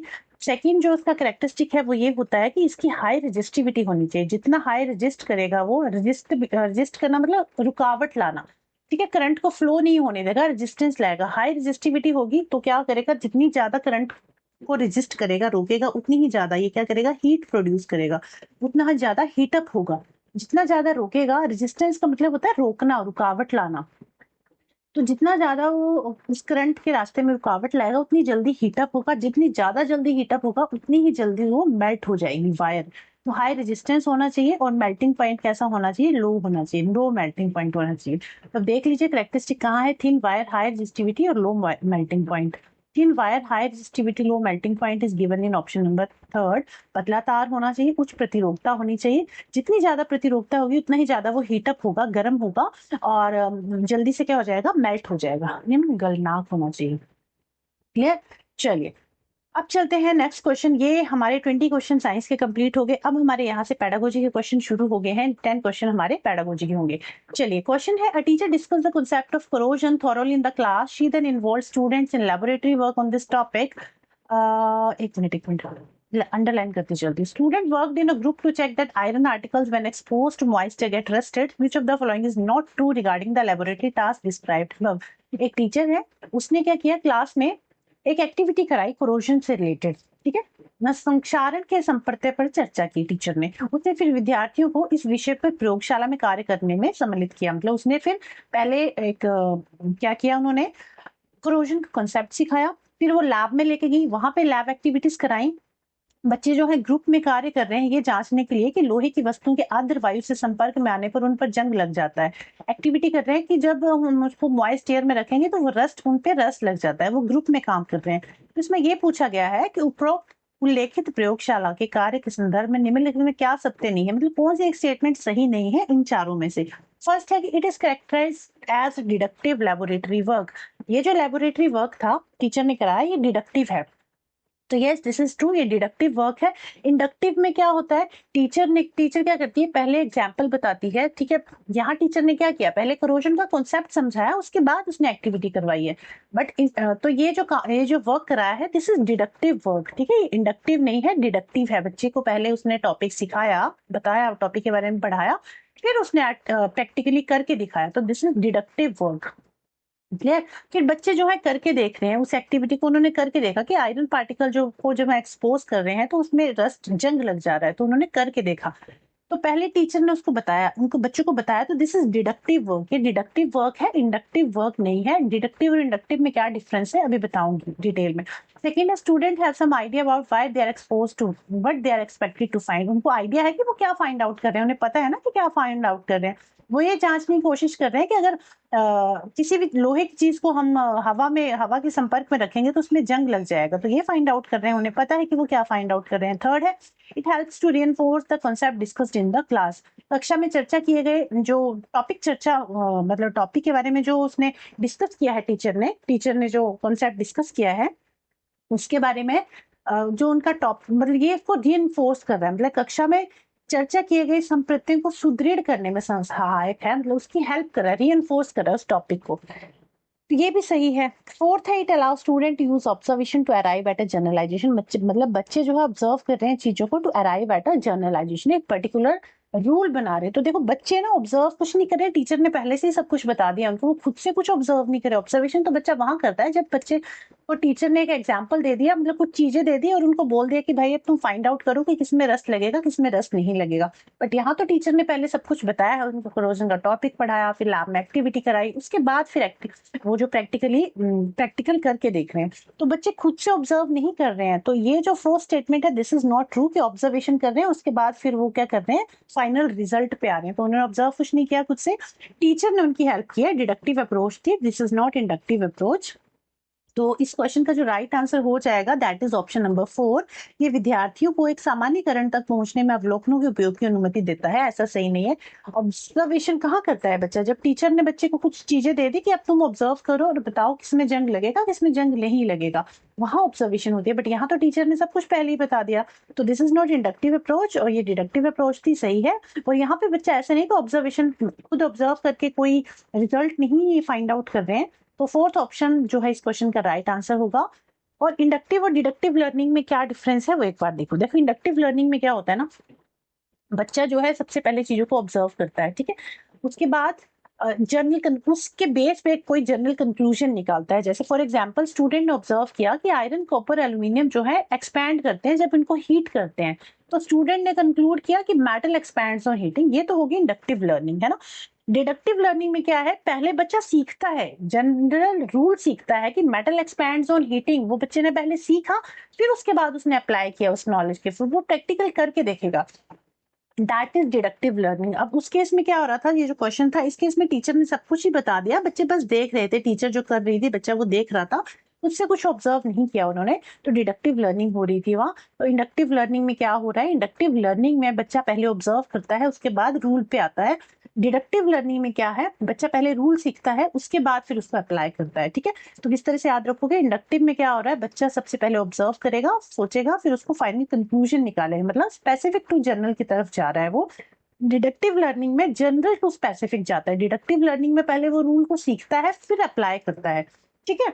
तो इंडक्टिव लर्निंग में स्पेसिफिक टू जनरल जाता है, डिडक्टिव लर्निंग में जनरल टू स्पेसिफिक बच्चा जाता है। नेक्स्ट क्वेश्चन है, which of the following is true about scientific theory? Scientific theory के बारे में कौन सी एक स्टेटमेंट जो है वो सत्य है, वैज्ञानिक सिद्धांतों के बारे में कौन सा एक स्टेटमेंट सही है? फर्स्ट है कि scientific theories give a systematic explanation of natural phenomena, वैज्ञानिक सिद्धांत प्राकृतिक परिघटनाओं की एक व्यवस्थित व्याख्या देते हैं, ये सही है। सेकंड है, scientific theories make huge demands on our imagination for the understanding, कि जो वैज्ञानिक सिद्धांत है उन्हें समझने के लिए हमारी कल्पना पर बहुत अधिक जोर पड़ता है, ये भी सही है। थर्ड है, scientific theory should predict new phenomena which are verifiable by experimentation, जो वैज्ञानिक सिद्धांत की नई परिघटनाओं का पूर्वानुमान लगाते हैं ना, तो उनकी पुष्टि भी की जाती है, पहले उनकी जो पुष्टि है वो वेरीफाई किए जाते हैं एक्सपेरिमेंट्स के थ्रू। अगर हमने किसी चीज को सोचा है कि हाँ जी हम ऐसा करेंगे, ऐसा हो सकता है क्या, तो उसको हम वेरीफाई करेंगे, एक्सपेरिमेंट करके देखेंगे कि ऐसा हो भी सकता है नहीं हो सकता।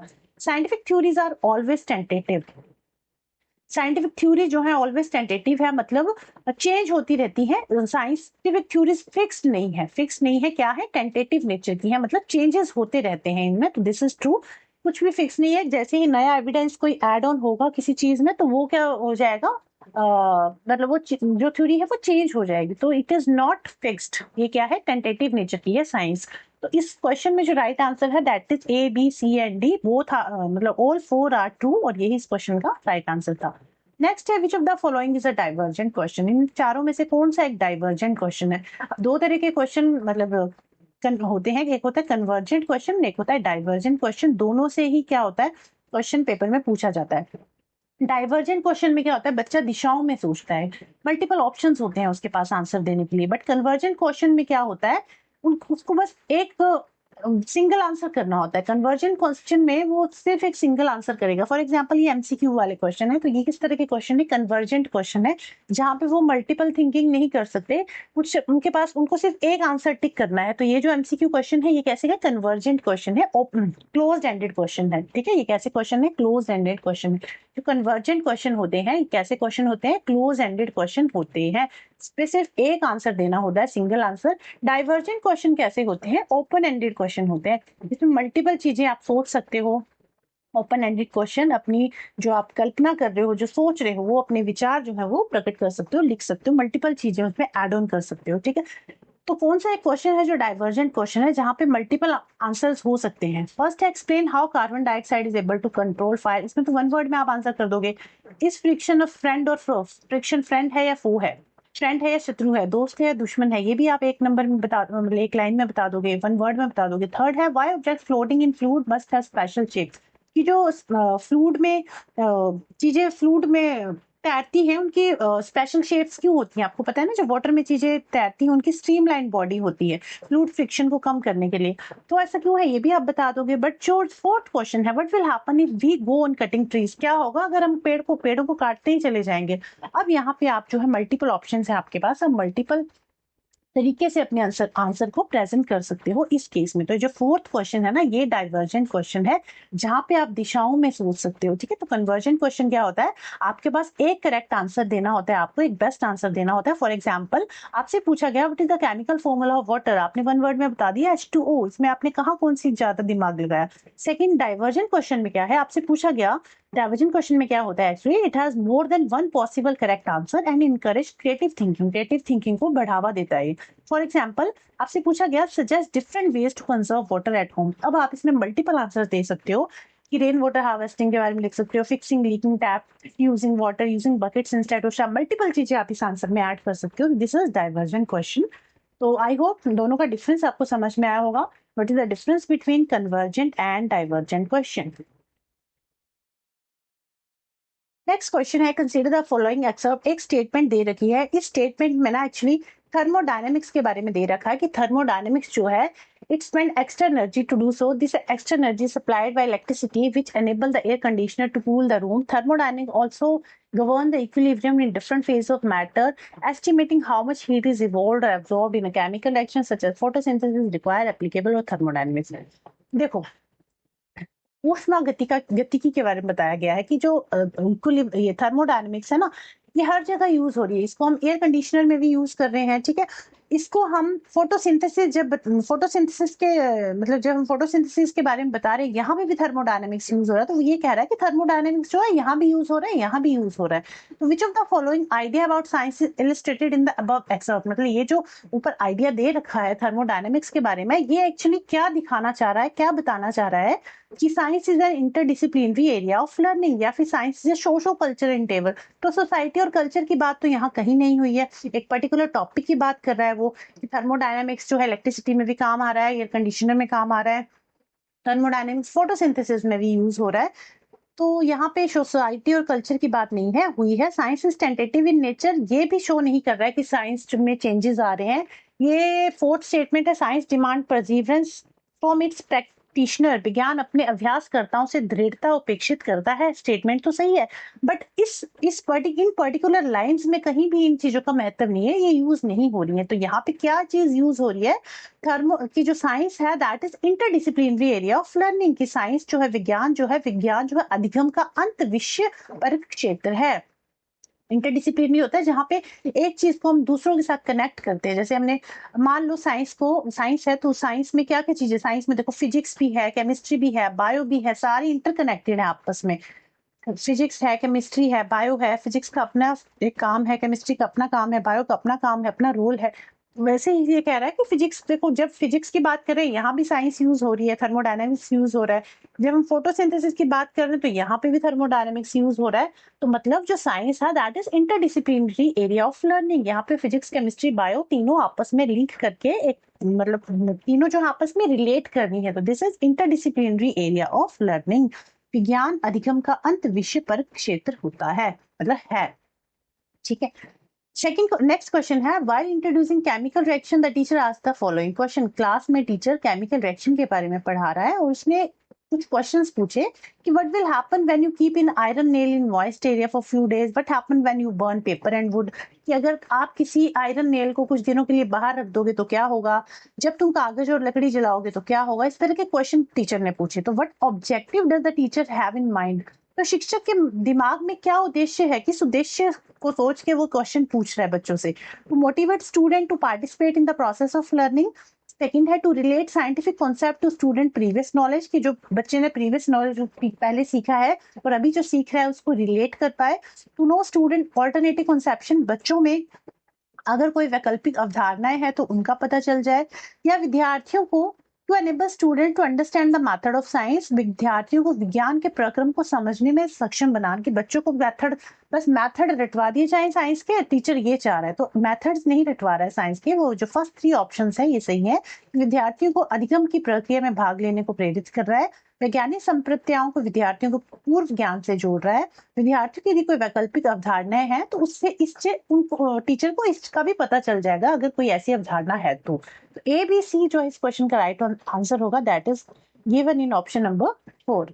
नेक्स्ट है read the statement below and choose the correct option.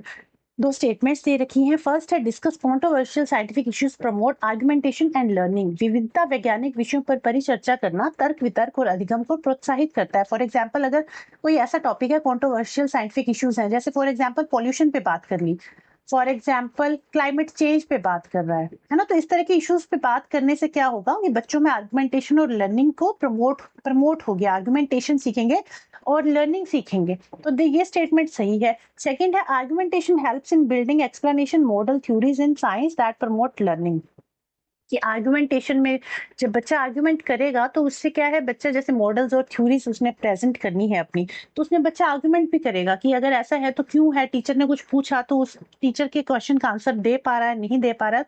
इससे क्या है, ये क्या है, आर्गुमेंटेशन जो है लर्निंग को भी प्रमोट कर रही है। दोनों ही स्टेटमेंट सही है, both S1 and S2 is true and S2 is the correct explanation for S1। तो ऑप्शन नंबर फर्स्ट जो है इस क्वेश्चन का राइट आंसर है। Next है during a discussion on planets, a teacher asked what would happen if there is no moon in the sky. After discussing response, the teacher asked student to collect more information related to the question. Justify the answer through a group project work. Teacher ने क्या किया, teacher ने बच्चों से पूछा कि क्या होता अगर चांद ही नहीं होता आसमान में, अगर आसमान में चांद नहीं होता तो क्या होता। इस पर सब बच्चों ने अपने अपने रिस्पॉन्स दिए। अब टीचर ने बच्चों को कहा कि इस क्वेश्चन को आप जस्टिफाई करो और एक प्रोजेक्ट वर्क आप करके लाओगे इस टॉपिक पे। तो टीचर का क्या उद्देश्य है, ये जो टास्क टीचर ने दिया है इसके लिए टीचर का उद्देश्य क्या हो सकता है। फर्स्ट है to express student that their ideas are valued. विद्यार्थियों को ये अभिव्यक्त करना कि उनके विचार महत्व रखते हैं, कि मतलब बच्चा जो है अपने पॉइंट रखने में सक्षम है। अपने बच्चा जो है अपने विचार, मतलब बच्चा जब अपने विचार रखेगा तो टीचर बच्चे को ये लगेगा कि हाँ मेरे जो विचार हैं वो महत्व रखते हैं, दैट्स वाई टीचर मेरे से पूछ रहा है। सेकंड है guide student to appreciate multiple perspectives. बहु दृष्टिकोणों की सराहना करने के लिए विद्यार्थियों का मार्गदर्शन करना, वो मार्गदर्शन करना चाहता है बच्चों का। थर्ड है emphasize the importance of tentativeness of science to students. तो टेंटेटिवनेस की बात मतलब जो है टीचर यहाँ कर रहा है कि emphasize the importance of tentativeness of science की, किस तरह से समय के साथ साथ साइंस में चेंजेस आते रहते हैं। फोर्थ है encourage student to frame question and browse variety of reading materials. Encourage विद्यार्थियों को प्रश्न बनाने और विभिन्न पाठ्य सामग्री को खंगालने के लिए प्रोत्साहित करता है।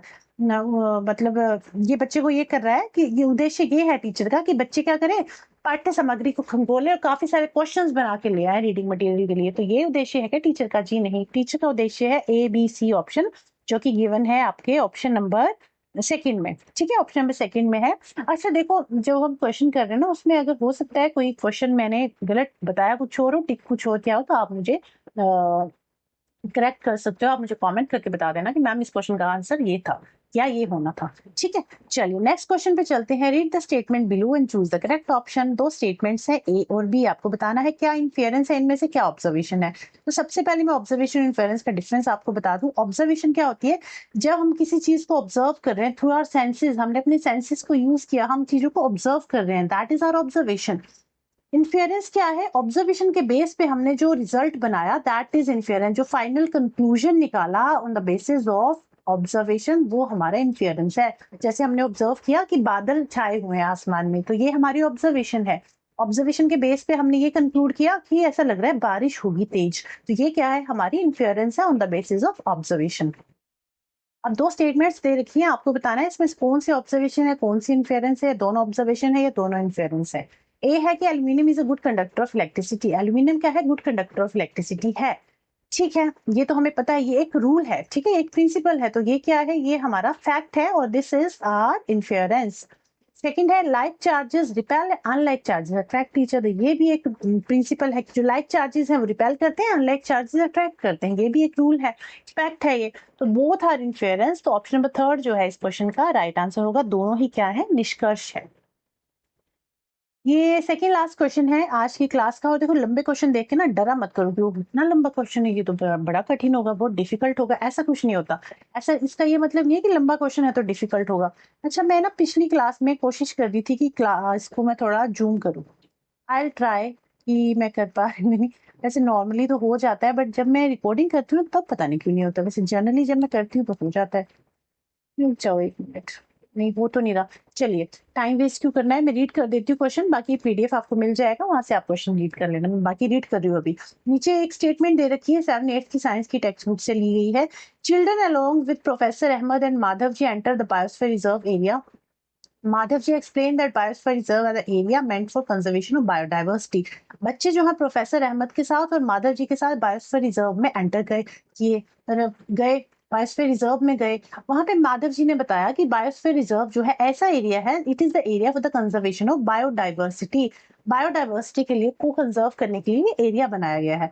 अहमद ने एक्सप्लेन किया कि the destruction of habitat, increasing population, introduction of new species में affect natural habitat of endemic species. उन्होंने समझाया कि आवास जो है उसको नष्ट करना जनसंख्या में वृद्धि और नई प्रजातियों का स्थानिक प्रजातियों के प्राकृतिक आवास को प्रभावित कर सकता है। कि अगर हम जंगल वगैरह काटेंगे तो इससे क्या होगा, जो जनसंख्या में और जो पॉपुलेशन हमारी इंक्रीज हो रही है उससे क्या होगा, जो नई प्रजातियां हैं उनमें जो है प्रजातियों के प्राकृतिक आवास को मतलब उनको फिर रहने के लिए प्रॉपर जगह नहीं मिलेगी एनिमल्स को, अगर हम उनके घरों को उजाड़ देंगे।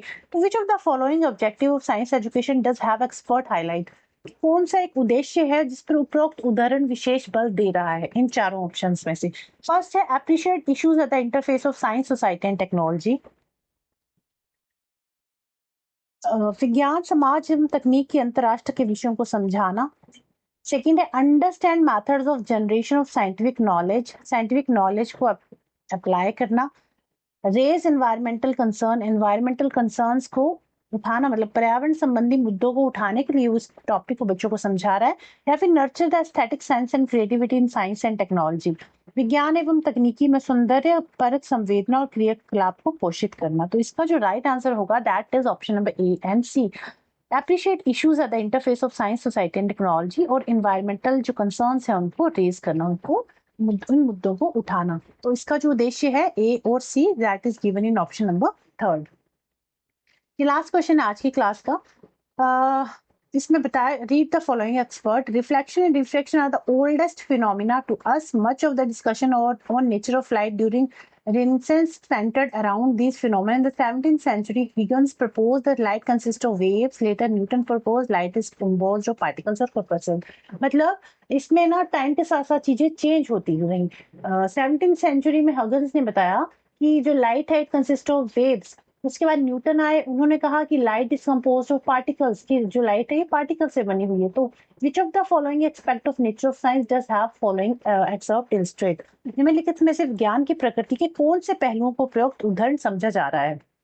Science is socially and culturally embedded. Society और कल्चर की बात यहाँ पे नहीं की गई है। Science is advance through creativity and imagination of scientist, की जो साइंस है समय के साथ साथ वो क्रिएटिव होती गई और ज्यादा क्रिएटिव होती गई टाइम के साथ साथ, और ज्यादा एडवांस होती गई। बी ऑप्शन सही है। सी है science is tentative in nature, मतलब साइंस इज टेंटेटिव मतलब फिक्स नहीं है, चेंज होता रहा। तो ये भी शो कर रहा है कि science is tentative in nature, क्योंकि पहले 17th सेंचुरी में जो है हिगन्स आए, उन्होंने कहा कि जो लाइट है ये वेव से बनी हुई है। उसके बाद न्यूटन आए, उन्होंने कहा कि लाइट जो है पार्टिकल से बनी हुई है। तो इससे हमें ये पता चल रहा है कि साइंस इज नॉट फिक्स्ड। ऐसा नहीं कि एक बार हिगन्स ने बता दिया कि ऐसा है तो ऐसा ही होगा, ठीक है। उसके बाद न्यूटन आए तो हमने वो चीज भी एक्सेप्ट की। तो इसका ये मतलब है कि साइंस जो है it is tentative in nature, से ये शो हो रहा है। Science progress through a fixed scientific method is not true. कोई फिक्स्ड मेथड नहीं होते, ऑल्टरनेटिव मेथड होते हैं साइंस में, कुछ भी फिक्स नहीं है। तो बी और सी जो है इस क्वेश्चन का राइट आंसर होगा ऑप्शन नंबर 2, बी और सी। वैज्ञानिकों की सर्जनता और कल्पना से विज्ञान की प्रगति होती है, विज्ञान प्रकृति से अंतिम है।